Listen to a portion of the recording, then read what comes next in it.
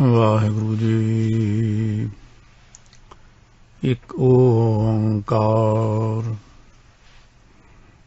ਸਤਨਾਮ ਕਰਤਾ ਪੁਰਖ ਨਿਰਭਉ ਨਿਰਵੈਰ ਅਕਾਲ ਮੂਰਤ ਅਜੂਨੀ ਸੈਭੰ ਗੁਰ ਪ੍ਰਸਾਦ ਜਪ। ਆਦਿ ਸੱਚ ਜੁਗਾਦ ਸੱਚ ਹੈ ਭੀ ਸੱਚ। ਨਾਨਕ ਹੋਸੀ ਭੀ ਸੱਚ। ਗਿਆਨ ਧਿਆਨ ਕਿਛ ਕਰਮ ਨ ਜਾਣਾ ਸਾਰ ਨ ਜਾਣਾ ਤੇਰੀ। ਸਭ ਤੇ ਵੱਡਾ ਸਤਿਗੁਰ ਨਾਨਕ ਜਿਨ ਕਲ ਰਾਖੀ ਮੇਰੀ। ਪੂਤਾ ਮਾਤਾ ਕੀ ਆਸੀਸ ਨਿਮਖ ਨ ਬਿਸਰੋ ਤੁਮ ਕੋ ਹਰ ਹਰ। ਸਦਾ ਭਜਹੁ ਜਗਦੀਸ਼।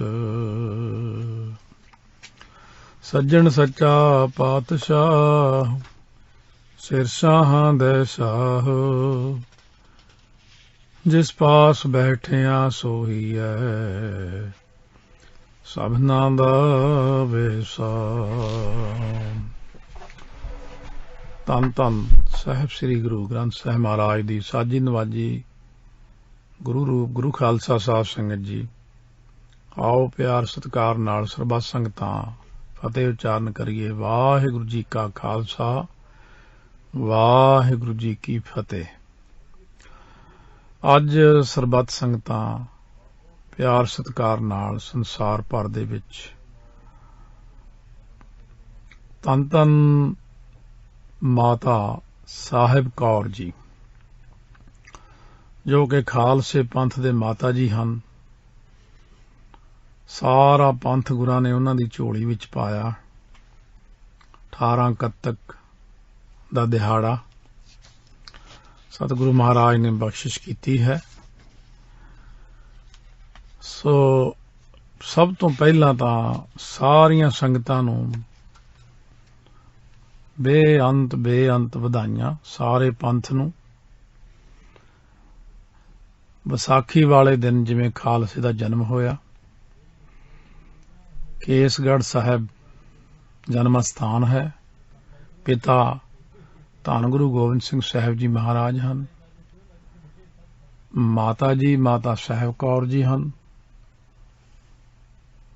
ਤੇ ਨਾਨਕੇ ਜੋ ਗੁਰੂ ਕੇ ਲਾਹੌਰ ਬਖਸ਼ਿਸ਼ ਕੀਤੇ ਹਨ। ਸੋ ਮਾਤਾ ਜੀ ਦੇ ਇਤਿਹਾਸ ਬਾਰੇ ਪੰਥ ਵਿੱਚ ਬਹੁਤੀ ਕੋਈ ਜਾਣਕਾਰੀ ਕਿਸੇ ਨੇ ਦਿੱਤੀ ਨਹੀਂ। ਕਿਸੇ ਨੇ ਆਪਣੇ ਢੰਗ ਨਾਲ ਪੜ੍ਹੀ ਹੋਵੇ ਵੱਖਰੀ ਗੱਲ ਹੈ। ਕੁਝ ਲਿਖਾਰੀ ਆਪਣੇ ਪੰਥ ਵਿੱਚ ਜੋ ਮਾਤਾ ਜੀ ਨਾਲ ਪ੍ਰੇਮ ਕਰਦੇ ਨੇ ਵੀ ਸਾਡੇ ਮਾਤਾ ਨੇ, ਅਸੀਂ ਉਹਨਾਂ ਬਾਰੇ ਜ਼ਰੂਰ ਸੰਗਤ ਨੂੰ ਦੱਸਣਾ ਹੈ। ਸੋ ਇਸ ਪ੍ਰਕਾਰ ਪੰਜਾਬੀ ਯੂਨੀਵਰਸਿਟੀ ਦੇ ਵਿੱਚ ਜੋ ਪੁਸਤਕ ਛਪੀ ਮਾਤਾ ਸਾਹਿਬ ਕੌਰ ਦੇ ਨਾਮ ਤੇ ਗਿਆਨੀ ਹਰੀ ਸਿੰਘ ਜੀ ਨੇ ਇਹ ਪੁਸਤਕ ਲਿਖੀ ਹੈ। ਦਾਸ ਨੂੰ ਯੂਨੀਵਰਸਿਟੀ ਜਾਣ ਦਾ ਮੌਕਾ ਮਿਲਦਾ ਰਹਿੰਦਾ, ਖੋਜ ਕਰਦੇ ਰਹਿੰਦੇ ਕੋਈ ਨਵੀਂ ਪੁਸਤਕ ਮਿਲੇ। ਮਾਤਾ ਸੁੰਦਰ ਕੌਰ ਜੀ ਦਾ ਜੀਵਨ ਦਿੱਲੀ ਤੋਂ ਸਾਨੂੰ ਜੋ ਛਾਪਿਆ ਹੈ ਡਾਕਟਰ ਮਹਿੰਦਰ ਕੌਰ ਗਿੱਲ ਜੀ ਨੇ ਪ੍ਰਾਪਤ ਹੋਇਆ ਹੈ।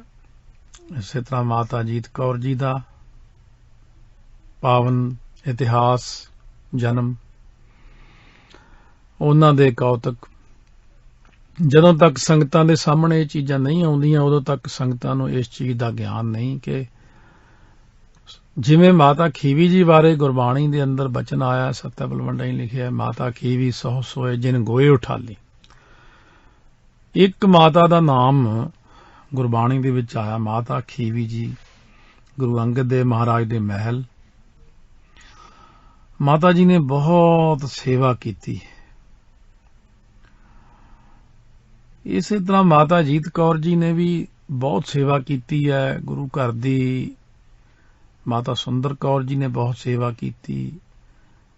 ਮਾਤਾ ਸੁੰਦਰ ਕੌਰ ਜੀ 10ਵੇਂ ਪਾਤਸ਼ਾਹ ਤੋਂ 40 ਸਾਲ ਬਾਅਦ ਤੱਕ ਰਹੇ। ਮਾਤਾ ਸਾਹਿਬ ਕੌਰ ਜੀ 38 ਸਾਲ ਦੇ ਕਰੀਬ ਬਾਅਦ ਚ ਰਹੇ। ਪੰਥ ਦੀ ਬਾਗਡੋਰ ਸੰਭਾਲ ਕੇ ਥਾਂ ਥਾਂ ਤੇ ਹੁਕਮਨਾਮੇ ਭੇਜਣੇ, ਸੇਵਾ ਲੈਣੀ ਸਿੰਘਾਂ ਨੂੰ, ਇਸ ਪ੍ਰਕਾਰ ਪ੍ਰੇਰਦੇ ਰਹਿਣਾ। ਉਹਨਾਂ ਦੇ ਹੁਕਮਨਾਮਿਆਂ ਤੋਂ ਆਪਾਂ ਨੂੰ ਪਤਾ ਲੱਗੇਗਾ ਕਿਸ ਪ੍ਰਕਾਰ ਹੁਕਮਨਾਮੇ ਭੇਜਦੇ ਰਹੇ ਨੇ। ਆਓ ਪਹਿਲਾਂ ਸਭ ਤੋਂ ਜਿਸ ਪ੍ਰਕਾਰ ਆਦਿਕਾ ਤੇ ਇਤਿਹਾਸਕ ਤੱਥ ਪਹਿਲਾ ਸੰਸਕਰਣ ਜਿਹੜਾ ਲਿਖਿਆ ਗਿਆਨੀ ਹਰੀ ਸਿੰਘ ਜੀ ਨੇ, ਸੋ ਵਿਚਾਰ ਲਿਖਦੇ ਹਨ ਆਪਣੇ ਨਾਲ ਨਾਲ, ਜਿਵੇਂ ਜਿਵੇਂ ਦਾਸ ਨੇ ਪੜ੍ਹਿਆ ਉਹਨਾਂ ਦਾ ਵਿਚਾਰ, ਅਤੇ ਜੈਸਾ ਵਿਚਾਰ ਫਿਰ ਆਪਾਂ ਨੂੰ ਮਿਲੇਗਾ, ਕੁਝ ਵਿਚਾਰ ਉਹਦੇ ਉੱਤੇ ਕਰਨ ਦੀ ਵੀ ਜ਼ਰੂਰਤ ਹੋਈ ਤਾਂ ਕਰਾਂਗੇ। ਇਹਦੇ ਵਿੱਚ ਜਿਵੇਂ ਭਾਈ ਸਾਹਿਬ ਡਾਕਟਰ ਵੀਰ ਸਿੰਘ ਜੀ ਨੇ ਵੀ ਬਚਨ ਕੀਤਾ ਹੈ ਕਿ ਸਿੱਖਾਂ ਨੇ ਇਤਿਹਾਸ ਬਹੁਤ ਬਣਾਇਆ ਹੈ ਪਰ ਸੰਭਾਲਿਆ ਨਹੀਂ ਹੈ ਉਹਨੂੰ। ਸੋ ਜਿੰਨਾ ਜ਼ਿਆਦਾ ਕੁਰਬਾਨੀਆਂ ਦੇ ਕੇ ਸਿੱਖਾਂ ਨੇ ਇਤਿਹਾਸ ਪੈਦਾ ਕੀਤਾ, ਉਨੀ ਵੱਧ ਅਣਗਹਿਲੀ ਇਤਿਹਾਸ ਆਪ ਲਿਖਣ ਤੇ ਲਿਖਾਉਣ 'ਚ ਵਰਤੀ ਉਹਨਾਂ ਨੇ। ਇਹ ਸਾਡੀ ਕਮਜ਼ੋਰੀ ਹੈ, ਸਾਡੀ ਕਮੀ ਹੈ, ਇਤਿਹਾਸ ਨੂੰ ਸੰਭਾਲ ਨਹੀਂ ਸਕੇ। ਸੋ ਇਸ ਕਥਨ ਦੀ ਸੱਚਾਈ ਦਾ ਅਹਿਸਾਸ ਮਾਤਾ ਸਾਹਿਬ ਕੌਰ ਜੀ ਦੇ ਜੀਵਨ ਦਾ ਇਤਿਹਾਸ ਖੋਜਣ ਵਿੱਚ ਹੋਇਆ। ਗੁਰੂ ਸਾਹਿਬਾਂ ਤੇ ਉਹਨਾਂ ਦੇ ਮਹਿਲਾਂ, ਸਾਹਿਬਜ਼ਾਦਿਆਂ ਤੇ ਸਿੱਦਕੀ ਸਿੱਖਾਂ ਨੇ ਬਹੁਤ ਭਾਰੀ ਕੁਰਬਾਨੀਆਂ ਕੀਤੀਆਂ, ਪਰ ਇਤਿਹਾਸਕਾਰਾਂ ਨੇ ਉਹਨਾਂ ਦੇ ਜਿਤਨੇ ਵੀ ਬੜੇ ਬੜੇ ਕਾਰਨਾਮੇ ਸੀ ਉਹ ਲਿਖਣ ਵਿੱਚ ਸਹਿਬਨ ਭੁਲੇਖੇ ਪਾ ਤੇ, ਜਿਨ੍ਹਾਂ ਨੂੰ ਸੋਧਣ ਦੀ ਹਲੇ ਹੋਰ ਬੜੀ ਅੱਗੇ ਅੱਗੇ ਲੋੜ ਹੈ। ਮਾਤਾ ਸਾਹਿਬ ਕੌਰ ਜੀ ਨਾ ਕੇਵਲ ਗੁਰੂ ਗੋਬਿੰਦ ਸਿੰਘ ਸਾਹਿਬ ਮਹਾਰਾਜ ਦੇ ਧਰਮ ਸਪਤਨੀ ਸਨ, ਬਲਕਿ ਖੰਡੇ ਦੀ ਧਾਰ ਤੋਂ ਸਾਜੇ ਖਾਲਸਾ ਪੰਥ ਦੀ ਕਰਮਸ਼ੀਲ ਮਾਤਾ ਜੀ ਵੀ ਹਨ। ਉਹਨਾਂ ਨੇ ਆਪਣੇ ਮਾਤਾ ਪਿਤਾ ਦੇ ਸੰਕਲਪ ਅਤੇ ਪਤੀ ਦੇ ਪਰਨ ਨੂੰ ਅੰਤਮ ਸਵਾਸਾਂ ਤੱਕ ਨਿਭਾਉਣ ਲਈ ਸੰਜਮ ਭਰਿਆ, ਸੱਚਾ ਅਤੇ ਸੁੱਚਾ ਜੀਵਨ ਬਤੀਤ ਕਰਕੇ ਨਾਰੀ ਸਮਾਜ ਨੂੰ ਜਿਉਣ ਲਈ ਸ਼ੀਲ ਤੇ ਸੰਜਮ ਦਾ ਆਦਰਸ਼ਕ ਰਾਹ ਵਿਖਾਇਆ। ਉਹਨਾਂ ਨੇ ਆਪਣੇ ਪਤੀ ਧੰਨ ਗੁਰੂ ਗੋਬਿੰਦ ਸਿੰਘ ਸਾਹਿਬ ਮਹਾਰਾਜ ਦੇ ਪਰਲੋਕ ਗਮਨ ਤੋਂ ਬਾਅਦ ਪਤੀ ਗੁਰੂ ਦੇ ਦੱਸੇ ਨਿਯਮਾਂ ਅਨੁਸਾਰ ਆਪਣੇ ਨਾਦੀ ਪੁੱਤਰ ਜੋ ਖਾਲਸਾ ਹੈ, ਸੋ ਖਾਲਸਾ ਪੰਥ ਦੀ ਸਹੀ ਅਗਵਾਈ ਕੀਤੀ ਹੈ। ਮਾਤਾ ਸਾਹਿਬ ਕੌਰ ਜੀ ਦਾ ਜੀਵਨ ਚਰਿੱਤਰ ਇੱਕ ਆਦਰਸ਼ ਮਾਤਾ ਦਾ ਬਹੁਤ ਹੀ ਅਦਭੁਤ ਪ੍ਰਤੀਕ ਹੈ। ਮਾਤਾ ਜੀ ਧੰਨ ਗੁਰੂ ਗੋਬਿੰਦ ਸਿੰਘ ਸਾਹਿਬ ਮਹਾਰਾਜ ਜੀ ਦੇ ਪੂਰਨ ਵਿਸ਼ਵਾਸ ਪਾਤਰ ਸੀ। ਇਸ ਲਈ ਸਤਿਗੁਰੂ ਜੀ ਨੇ ਉਹਨਾਂ ਦੀ ਇੱਛਾ ਅਨੁਸਾਰ ਦੱਖਣ ਦੀ ਬਹੁਤ ਜਿਹੜੀ ਸਖਤ ਯਾਤਰਾ ਸੀ, ਕਠਨ ਸੀ, ਯਾਤਰਾ ਵਿੱਚ ਉਹਨਾਂ ਨੂੰ ਨਾਲ ਜਾਣਾ ਸਵੀਕਾਰ ਕੀਤਾ ਸੀ। ਗੁਰਦੇਵ ਪਿਤਾ ਜੀ ਨੇ ਅੰਤਮ ਵਿਦਾਇਗੀ ਸਮੇਂ ਉਹਨਾਂ ਨੂੰ ਅਧਿਕਾਰ ਮੋਹਰ ਬਖਸ਼ਿਸ਼ ਕੀਤੀ। ਉਹਨਾਂ ਨੇ ਲਗਭਗ 36 ਸਾਲ ਖਾਲਸੇ ਪੁੱਤਰ ਦੀ ਸਰਪ੍ਰਸਤੀ ਕੀਤੀ ਅਤੇ ਨਾਜ਼ੁਕ ਦੌਰ ਸਮੇਂ ਸੁਚੱਜੀ ਅਗਵਾਈ ਵੀ ਕੀਤੀ। ਪਰ ਉਹਨਾਂ ਦੇ ਜੀਵਨ ਸੰਬੰਧੀ ਜਿਹੜਾ ਇਤਿਹਾਸਕ ਤੱਥ ਅਧੂਰੇ ਨੇ। ਉਹਨਾਂ ਦੇ ਜੀਵਨ ਵਿੱਚ ਵਾਪਰੀਆਂ ਘਟਨਾਵਾਂ ਤੇ ਸਾਖੀਆਂ ਵਿੱਚ ਇੱਕ ਸੁਰਤਾ ਨਹੀਂ ਆਉਂਦੀ। ਇਹ ਕੁਦਰਤੀ ਹੋ ਜਾਂਦਾ। ਇਤਿਹਾਸ ਵਿੱਚ ਆਪਣੇ ਬਹੁਤ ਸਾਰੇ ਸਨ, ਕੋਈ ਈਸਵੀ ਆ, ਕੋਈ ਬਿਕਰਮੀ ਹੈ, ਆਪਸ ਵਿੱਚ ਕੋਈ ਤਰੀਕਾਂ ਮੇਲ ਨਹੀਂ ਖਾਂਦੀਆਂ, ਫਿਰ ਵੀ ਕੋਸ਼ਿਸ਼ ਕਰਨੀ ਹੈ ਇੱਕ ਸੁਰਤਾ ਹੋਵੇ। ਬਹੁਤੀਆਂ ਲਿਖਾਰੀਆਂ ਦੀ ਆਪਸ ਵਿੱਚ ਖੋਜ ਹਲੇ ਹੋਰ ਜ਼ਰੂਰਤ ਹੈ। ਸੋ ਜਾਪਦਾ ਹੈ ਬਈ ਕਿ ਗੁਰੂ ਗੋਬਿੰਦ ਸਿੰਘ ਜੀ ਤੇ ਉਹਨਾਂ ਦੇ ਮਹਿਲਾਂ ਦੇ ਜੀਵਨ ਇਤਿਹਾਸ ਵਿੱਚ ਕੁਝ ਜਿਵੇਂ ਕਵੀ ਸੈਨਾਪਤੀ ਦੇ ਸਮੇਂ ਤੋਂ ਭੁਲੇਖੇ ਪੈਣੇ ਸ਼ੁਰੂ ਹੋ ਗਏ ਸੀ, ਜਿਨ੍ਹਾਂ ਦੀ ਸੋਧ ਲਈ ਹੁਣ ਸਫਲ ਜਿਹੜੇ ਯਤਨ ਨਹੀਂ ਹੋ ਸਕੇ ਹਨ। ਸੋ ਇਸ ਪ੍ਰਕਾਰ ਕੁਝ ਵਿਚਾਰਾਂ ਉਹਨਾਂ ਦੀਆਂ ਨੇ। ਚਲੋ ਰਹੁ ਵਿਚਾਰ। ਮਾਤਾ ਜੀ ਦੇ ਆਨੰਦ ਕਾਰਜ ਦੀ ਸਹੀ ਤਰੀਕ ਜਿਹੜੀ ਆ ਉਹ 18 ਵਿਸਾਖ ਸੰਮਤ 1757 ਬਿਕਰਮੀ 1700 ਈਸਵੀ ਹੈ ਤੇ ਜੋ ਆਨੰਦਪੁਰ ਸਾਹਿਬ ਵਿੱਚ ਹੋਇਆ। ਇਸ ਬਾਰੇ ਬਹੁਤੇ ਇਤਿਹਾਸਕਾਰ ਇੱਕ ਮਤ ਨੇ। ਸੋ ਇਸ ਕਰਕੇ ਜਿੱਥੇ ਬਹੁਤੇ ਇੱਕ ਮਤ ਹੁੰਦੇ ਨੇ ਉੱਥੇ ਉਹ ਚੀਜ਼ ਮੰਨੀ ਵੀ ਜਾ ਸਕਦੀ ਹੈ। ਪੰਡਿਤ ਤਾਰਾ ਸਿੰਘ ਨਰੋਤਮ ਨੇ ਆਪਣੀ ਲਿਖਤ ਸ੍ਰੀ ਗੁਰੂ ਤੀਰਥ ਸੰਗ੍ਰਹਿ ਵਿੱਚ ਮਾਤਾ ਜੀ ਦਾ ਪ੍ਰਲੋਕ ਗਮਨ ਦਾ ਸੰਮਤ 1804 ਬਿਕਰਮੀ ਲਿਖਿਆ, ਜਿਹਨੂੰ ਗਿਆਨੀ ਹਰੀ ਸਿੰਘ ਸਲਾਰ ਨੇ ਖਾਲਸੇ ਦੀ ਮਾਤਾ ਵਿੱਚ ਸਹੀ ਮੰਨਿਆ ਤੇ ਇਹ ਠੀਕ ਵੀ ਹੈ, ਕਿਉਂਕਿ ਮਾਤਾ ਜੀ ਸੰਬੰਧ ਵਿੱਚ ਜਿਹੜਾ ਲਿਖਿਆ ਹੈ ਗੁਰਪ੍ਰਤਾਪ ਸੂਰਜਕ੍ਰਿਤ ਭਾਈ ਸੰਤੋਖ ਸਿੰਘ ਜੀ ਨੇ ਲਿਖਿਆ, ਮਹਾਨ ਕੋਸ਼ਕ੍ਰਿਤ ਭਾਈ ਕਾਹਨ ਸਿੰਘ ਜੀ ਪ੍ਰਕਾਸ਼ਕ ਜਿਹੜਾ ਭਾਸ਼ਾ ਵਿਭਾਗ, ਪੰਥ ਪ੍ਰਕਾਸ਼ਕ੍ਰਿਤ ਗਿਆਨੀ ਗਿਆਨ ਸਿੰਘ ਜੀ ਪ੍ਰਕਾਸ਼ਕ ਭਾਸ਼ਾ ਵਿਭਾਗ ਨੇ, ਹੁਕਮਨਾਮੇ ਸੰਪਾਦਕ ਡਾਕਟਰ ਗੰਡਾ ਸਿੰਘ ਪ੍ਰਕਾਸ਼ਕ ਪੰਜਾਬੀ ਯੂਨੀਵਰਸਿਟੀ, ਮਾਤਾ ਸੁੰਦਰੀ ਜੀ ਕ੍ਰਿਤ ਡਾਕਟਰ ਮਹਿੰਦਰ ਕੌਰ ਗਿੱਲ ਦਿੱਲੀ, ਗੁਰੂ ਕੇ ਮਹਿਲ ਕ੍ਰਿਤ ਬਾਬੂ ਖਜਾਨ ਸਿੰਘ ਜੀ ਵੱਲੋਂ, ਖਾਲਸੇ ਦੀ ਮਾਤਾ ਕ੍ਰਿਤ ਗਿਆਨੀ ਹਰੀ ਸਿੰਘ ਸਲਾਰ ਵੱਲੋਂ ਲਿਖੀ ਗਈ, ਸ੍ਰੀ ਗੁਰੂ ਬੰਸਾਵਲੀ ਕ੍ਰਿਤ ਕੇਸਰ ਸਿੰਘ ਛਿੱਬਰ ਵੱਲੋਂ, ਸ੍ਰੀ ਗੁਰੂ ਸੋਭਾ ਕ੍ਰਿਤ ਸੈਨਾਪਤੀ ਸੰਪਾਦਿਤ ਡਾਕਟਰ ਗੰਡਾ ਸਿੰਘ, ਸਿੱਖ ਇਤਿਹਾਸ ਸ਼੍ਰੋਮਣੀ ਗੁਰਦੁਆਰਾ ਪ੍ਰਬੰਧਕ ਕਮੇਟੀ ਵੱਲੋਂ ਵੀ ਜਿਹੜਾ ਲਿਖਿਆ ਗਿਆ, ਇਹਨਾਂ ਵਿੱਚ ਕੋਸ਼ਿਸ਼ ਕੀਤੀ ਹੈ ਸਾਰੇ ਤੱਥ ਇਕੱਠੇ ਕੀਤੇ ਜਾਣ। ਜਿਹੜੇ ਧਰਮ ਪੋਥੀ ਨੰਬਰ 7-8 ਪ੍ਰਕਾਸ਼ਕ ਸ਼੍ਰੋਮਣੀ ਗੁਰਦੁਆਰਾ ਪ੍ਰਬੰਧਕ ਕਮੇਟੀ, ਗੁਰ ਇਤਿਹਾਸ ਲੇਖਕ ਸੋਹਣ ਸਿੰਘ ਸੀਤਲਾਦਕ, ਇਹ ਕਾਫੀਆਂ ਨੇ ਕੋਸ਼ਿਸ਼ ਕੀਤੀ ਕਿ ਅਸੀਂ ਇਤਿਹਾਸ ਨੂੰ ਸਹੀ ਢੰਗ ਨਾਲ ਖੋਜ ਕੇ ਲਿਖੀਏ।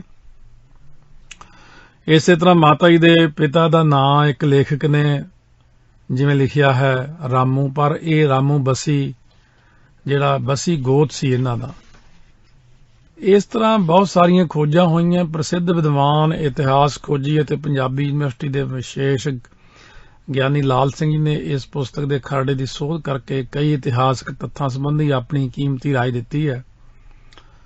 ਸੋ ਉਹਦੇ ਲਈ ਉਹਨਾਂ ਦਾ ਬਹੁਤ ਬਹੁਤ ਧੰਨਵਾਦ ਗਿਆਨੀ ਹਰੀ ਸਿੰਘ ਜੀ ਨੇ ਕੀਤਾ ਹੈ।